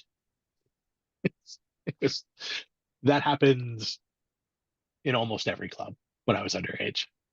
The bouncer knew my dad. Hmm. It's like, damn it. They were always nice. Like, I'd get a tap on the shoulder, I'd turn around, like vaguely recognize a face, like, you're Mike's son, aren't you? Yeah. How do you know? I day job, I work one of the warehouses that you know, your dad visits every once in a while. Dad was in the plumbing and heating industry, so like early dudes who like moved heavy shit. So, all the time. So mothers, Studio One. I never got thrown out of Studio One though. But I did know like one or two of the bouncers because of that. They're like, I know your dad. Jesus Christ. I have that face, right? I can't go anywhere. Well, there are places around today because you're playing them. So let's get into the present. You are in a band called Frankie Goes to Dollywood. We should mention that is also with your brother, Bobby. Yep. And I don't know if currently this is the case, but I know in the beginning you had Debbie Davis from Mr. Green Jeans in the band. Hmm. So a lot of history comes full circle. Oh yeah. So this project is a culmination, amalgamation, summation of a lot of the past projects. We didn't really we breezed over the Tombstone Brawlers, which is fine. It was a really cool project when it existed. Hot Rod Rockabilly meets metal. Um, that morphed into Turbodemon. So we're spanning from like 95 to 2008. Brawlers stopped in 98, and I didn't touch my drums for almost 10 years. Like we played a gig. I think it was the car show at the Union Pool in Brooklyn. And that was the last time I had touched my drums from about 98 to 2007-ish, like in that world. A lot of things happened in life, marriages, divorces. And I think you lived with me in that era too. Brawler or Turbodemon was the next thing in like 2008. You were around for that. Man Made Yes. Devil. About 6 years after that. Uh, Varying members. My younger brother, um, Jimmy Frizzell from way back. Fast forward to trying to make a little bit of money in music, right? Being a little older, um, agreeing with my younger brother that we had enough talent to make a couple of bucks. So we get together with Chris Zacher, affectionately known as Zacher, um, who was a former member of the Brawlers, actually toured Europe with the Brawlers way back, um, ran the Brawlers for a good long time, uh, moved on to other bands and what have you. So we decided that we were going to be a three-piece band and make a couple of bucks doing hokey covers. So we tried to do some country stuff. We were trying to do a little bit of rock and roll stuff. It just wasn't vibing at all. Um, we all have this love for the 80s, going back to just a few moments ago. And Zacher's mucking around with an 80s tune. And I was like, hey man, what if you kind of did like a country shuffle on that? He's like, yeah, let me do that. The ding ding ding ding ding ding ding. Almost like a Brawlers thing, but on acoustic guitar. And it clicked. Right? This moment about 5 years ago that clicked. Like, holy shit, we can do this. Do this song. Do this song. Do this song. I don't know, like 12 songs that we just country shuffled, but they were all 80s tunes that we loved. And we're like, oh, this is fun and silly. Let's do this. So we did it as a three piece for a hot second. Then we grabbed Spencer, who had been out with the Omega Men, and Chris, the short dude, ripping guitar player. We grab him. We're like, hey man, can you do this on banjo? He's like, I can't play freaking banjo. He's like, but I got a guitar strung banjo. I could fake it on. So he's got a six-string banjo. It's tuned like a guitar. He plays it with the technique of a banjo player and gets all those sounds. We're like, great. Name the band Zach and the Low Men for Chris Zacher and the LoMauro brothers. And it did okay, right? It was fun. It was goofy. We did all those Sussex County venues that's kind of exist, um, that were new to us, but the buildings had been around forever. So Stu and Dolly's, um, Brick and Brew, uh, where the heck else? The Irish pub in Newton, uh, the Greeks just outside of Newton. They're doing that little circuit, and it was fun. And we got on a couple of car shows um, up in like East Durham, New York. And from having been friends with the rockabilly crowd for a while, this woman had just uh, taken on with a management company as a booking agent, just apprenticing, trying herself out. And she brought us to the vice president slash, I think, co-owner of the company. And he's like, wow, we can make a good bit of money with this. They got to work on their image. They really need to add a woman to the group to round it out. Little work on the vocals, and this is a very marketable project. They're like, oh, Jesus, what are we gonna do? Um, Back to Debbie Davis and the Mr. Green Jeans world. Deb was visiting for the summer, and we're like, hey, you want in on this thing? We set up a look, um, kind of somewhere between. It's an amalgamation of like that 90s grunge, that mid 90s grunge, the kind of the flannel, but leaning towards country, but with like neon colors from the 80s, right? So we ended up with this kind of look. Debbie was really great in coaching us around vocals. She comes from a family of brilliant singers. She's a wonderful vocalist herself. Um, but the end of that summer was kind of the end of the era with Debbie. She's from New Orleans, so coming up here wasn't sustainable for her, right? Like she had thoughts of moving up here, but her heart's down there, her family's down there. Like as far as her kids and just her whole musical career and being on TV and things like that, like it's a hotbed for her. So being here wasn't great. Um, we linked up with Miss Kelsey Stoll, who is a Sussex County favorite.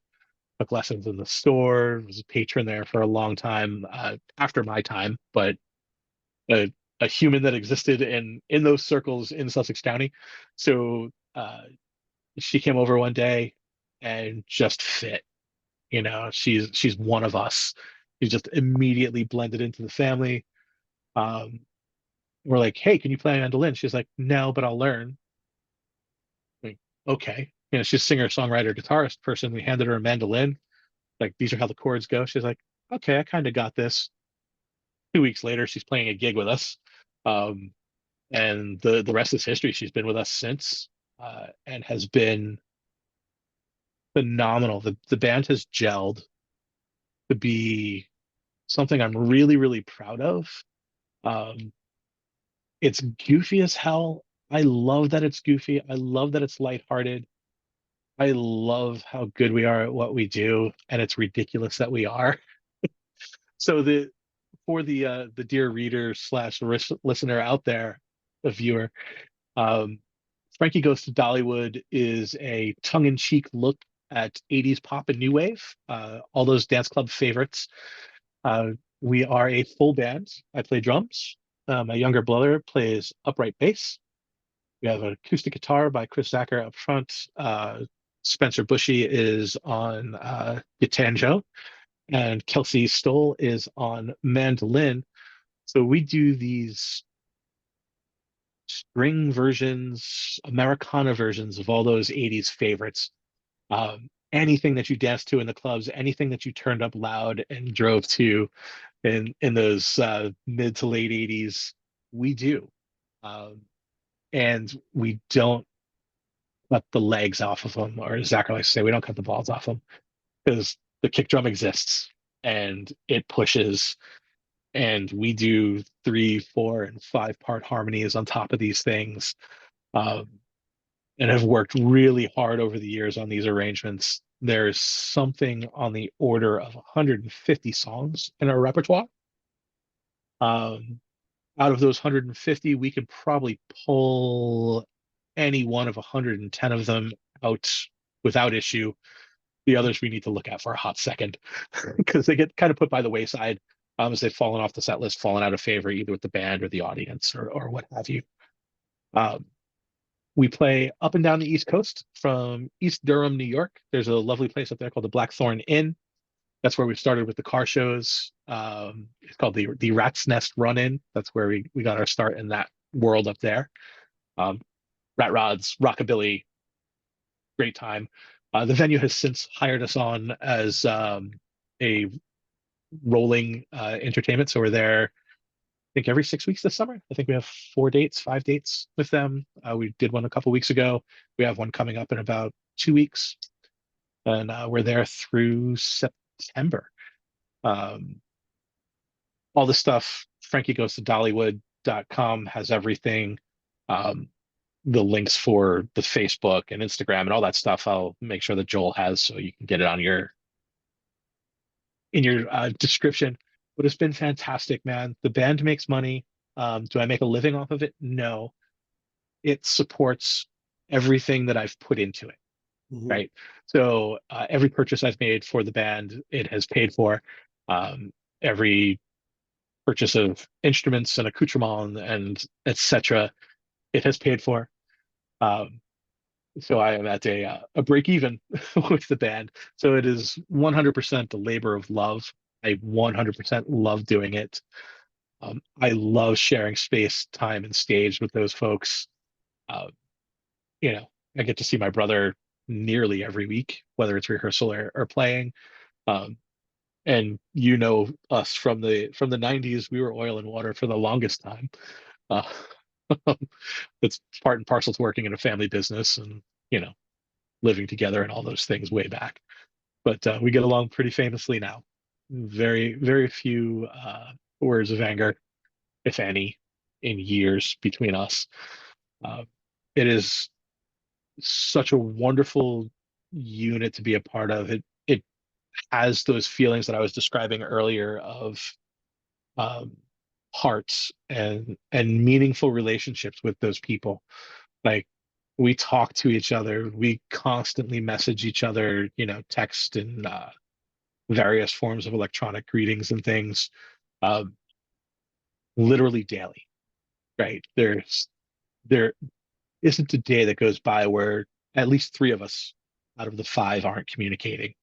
And it's usually four and five of us at one point or another. And it's fantastic. You know, Kelsey is celebrating her wedding coming up in August. I believe she's married. This is kind of like the ceremony for everybody kind of thing. So ceremony slash reception. And we have been invited to be part of that.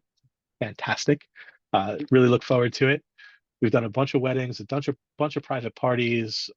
We are very popular for 50th birthday parties, it seems, right? Because like everybody turning 50 has memories of the car radio being loud and hearing Dead or Alive or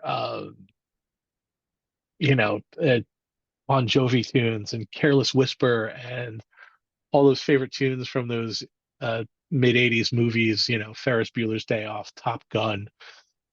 We even have sections in our set that we call like there's the love section and there's the movie section and like those things where got five, six songs in a row or like they fit the theme kind of thing. And it's fantastic. I love it. I get to dress up a little bit.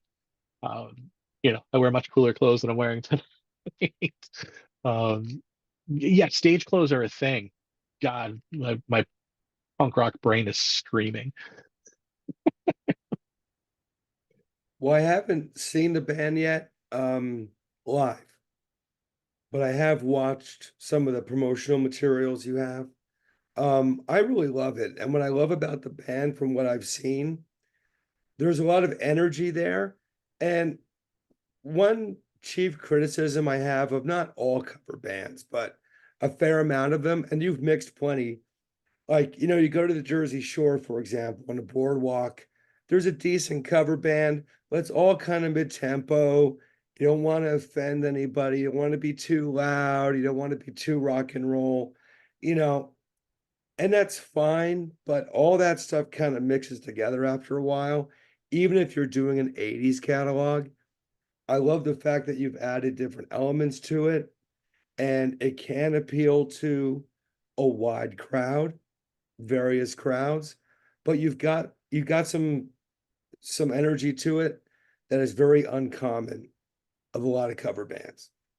We've worked really hard on that, right? So we're on a management group that caters to the odd, right? So we are on AMG, Atomic Music Group. And when I say cater to the odd, um, Reverend Horton Heat to you and I isn't odd. We love Reverend Horton Heat, but to the average listener, like that's a deviation from the norm. They're like, well, what is this hillbilly freight train coming at me right now? They don't understand it, which is fine. Uh, we share the management group with them. A band called the Dead South, which has gotten a little bit of notoriety and popularity recently. Very odd instrumentation, right? They use a cello for a bass and banjo and acoustic guitar, and the lead singer just kind of stomps on a kick drum every once in a while, right? Uh, they're on the same management group as well as a whole host of other great entertainers that are just a little bit odd to the average listener. And God, do I love being in that company. And they've been so good to us.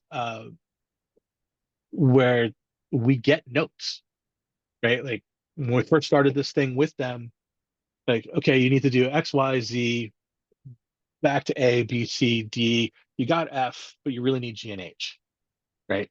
And we do those things in increments, and um, from everything from working on making sure the vocal harmonies are really tight, which is it needs to be. That's a performance thing. We are musicians, and we're presenting this thing. We want it to be cool, right? Like nothing's cooler than good harmonies. Um, Working on arrangements, like really making sure that all the tones were fantastic when they leave the sound system. Um, Working on arrangements, working on the way we look, choreography of all flippin' things, right? Like promotional materials don't show it so much. There's a live video floating around from us at Dingbatz. We did a 1 hour set in front of Wayne the Train a couple months back, and you can see it. Like there's some goofy little elements of moments in songs where there's choreography from the folks in the front, and I do some silly little things behind the kid as well. Um, Even down to sound bites from movies, right? Like you play a song from Top Gun. I've got 4 or 5 different Top Gun quotes loaded into a sampler that sits next to me that I will pop during lulls. Things that just bring back memories of being a kid. Uh, Something goes wrong on stage. Zachary tells a joke that doesn't land. I have the sound from Pac-Man dying when he gets eaten by a ghost, right?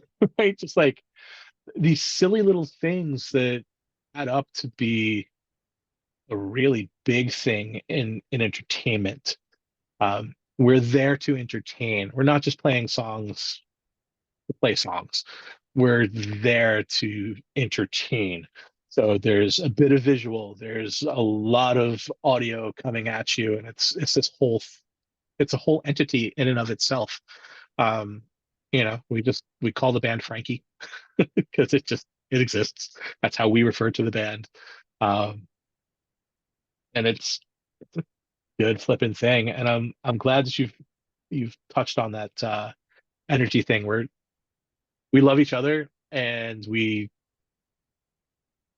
definitely put that out on stage between each other, and we try to put that forth to the audience too, where this is a band of people who are doing this for the love of each other, the love of the thing that's bigger than all 5 of us, and we're trying to bring you into that and give you a reason to be where you are in the moment and enjoy the shit out of that moment.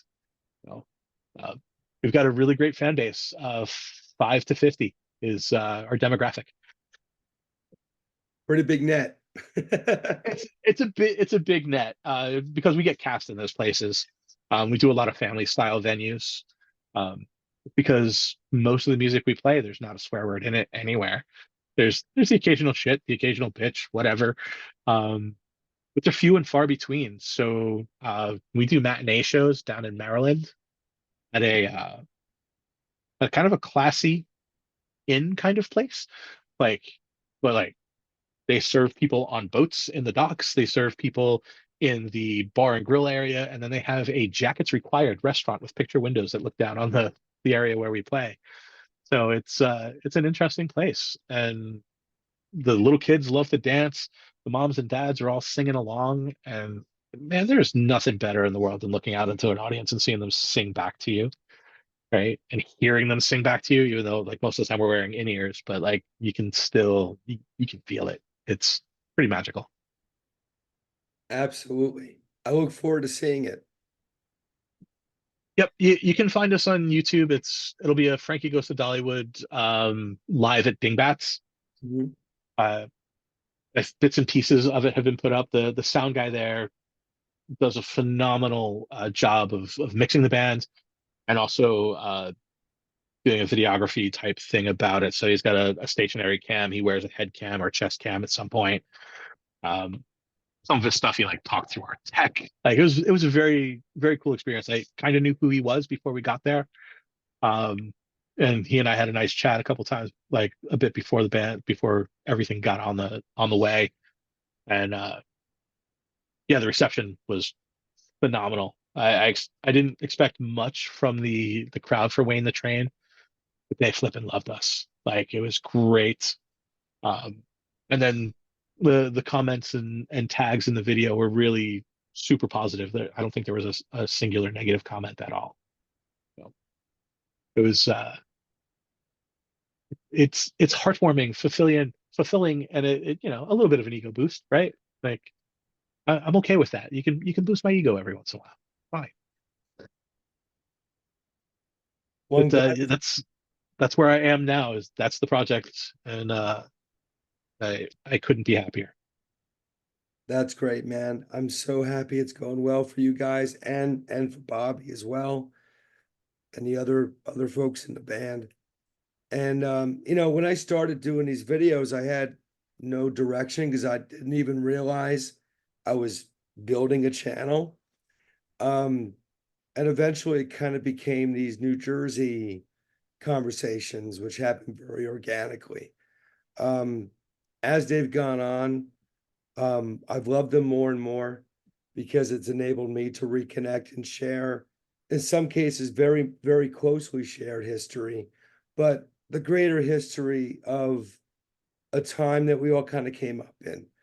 And you know, we just got through a pandemic, and I have to go through all that. But you know, there are certainly reasons why it's important to do conversations like this where we remember certain venues, certain people, certain Yeah. times that we're not going to recapture again.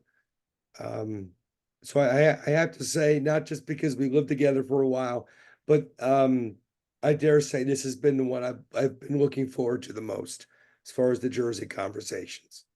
I appreciate that, man. It's always nice to. It's probably one of the best feelings in the world to be recognized as a contributor to something, um, and to be liked, loved, um, respected in any form or level from folks that you shared a lot of common experiences with, common places, right? Um, in my travels through life, uh, I have learned that there are as many points of view on a singular thing as there are people who have observed it, right? Even if you and I were standing shoulder to shoulder watching the same band at the same time, we have two completely different experiences, right?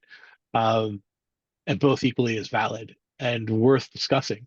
Uh, and I'm so glad that you're documenting memories, be they fuzzy, be they crystal clear. Um, Even just having these conversations, right? We don't get to do this sit around the campfire, they stand around the cul-de-sac, um, you know, drinking beers that somebody got for us that shouldn't have, doing illicit things with those cans. Um, yes, I have so many fond memories of moments in our history, dear sir, um, that yeah, man, they aren't like forefront memories as I move through life, but you know, getting to sit here and chat with you face to face, they come flooding back, you know, and my Swiss cheese of a brain from the years of so they're not in any kind of order whatsoever, but you know, I can kind of do a chronological bits of time from, you know, meeting you as a newly teen, uh, you learning how to play drums, you being so determined to do whatever it was that you said you were going to do, right? Um, Truly being a human of your word. You said you were going to do something and you just flat out fucking did it. Be damned everything. in over your head most of the time, and somehow you fashioned a life vest from ping pong balls and dental floss and survived all of it. So kudos to you, my friend, for pushing through life and doing and becoming the things that you set out to. Um, Even if they look a little different than your original vision, you still did it. That's pretty fucking solid. So I am proud to call you a friend, um, for the longest of times. Jesus, probably one of my longest running friends at this point. Um, and it, no time lost in the in between times. Honestly, I feel like we're standing down the hall in the kitchen right now, just doing our thing, chatting about this. This was our thing. What we did this what every 2 weeks or so. Yeah. Um, not on purpose, just ad hoc. We both ended up in the kitchen at the same time, trying to get a coffee or a snack, smoking on the deck, whatever it was, and trapped into a conversation of, do you remember when?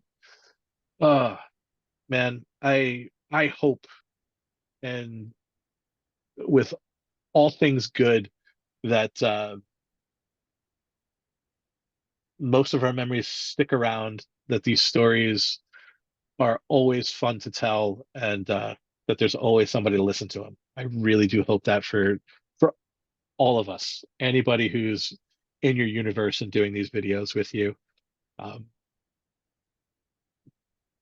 Tell it all, tell it like it is, embellish a little bit, and I don't know, do whatever the next best thing that suits your fancy is, man. Uh, Fucking go for it. Made a good life out of doing that already. Absolutely, man. Mick, you've always been one of my favorite people. Thanks for coming on and doing this with me, listening to my rasp for 2 hours. I appreciate you. We could probably go on for another 2 hours, touching on more finer points, but I bid you a fond farewell and a restful night, my friend. Do take it easy. Don't try to edit this tonight. Get some sleep. I definitely will get some sleep. And next time we chat, I'll have a voice, I promise. Can't wait, man. All right. I'll talk to you soon, buddy. Have a good one, my friend.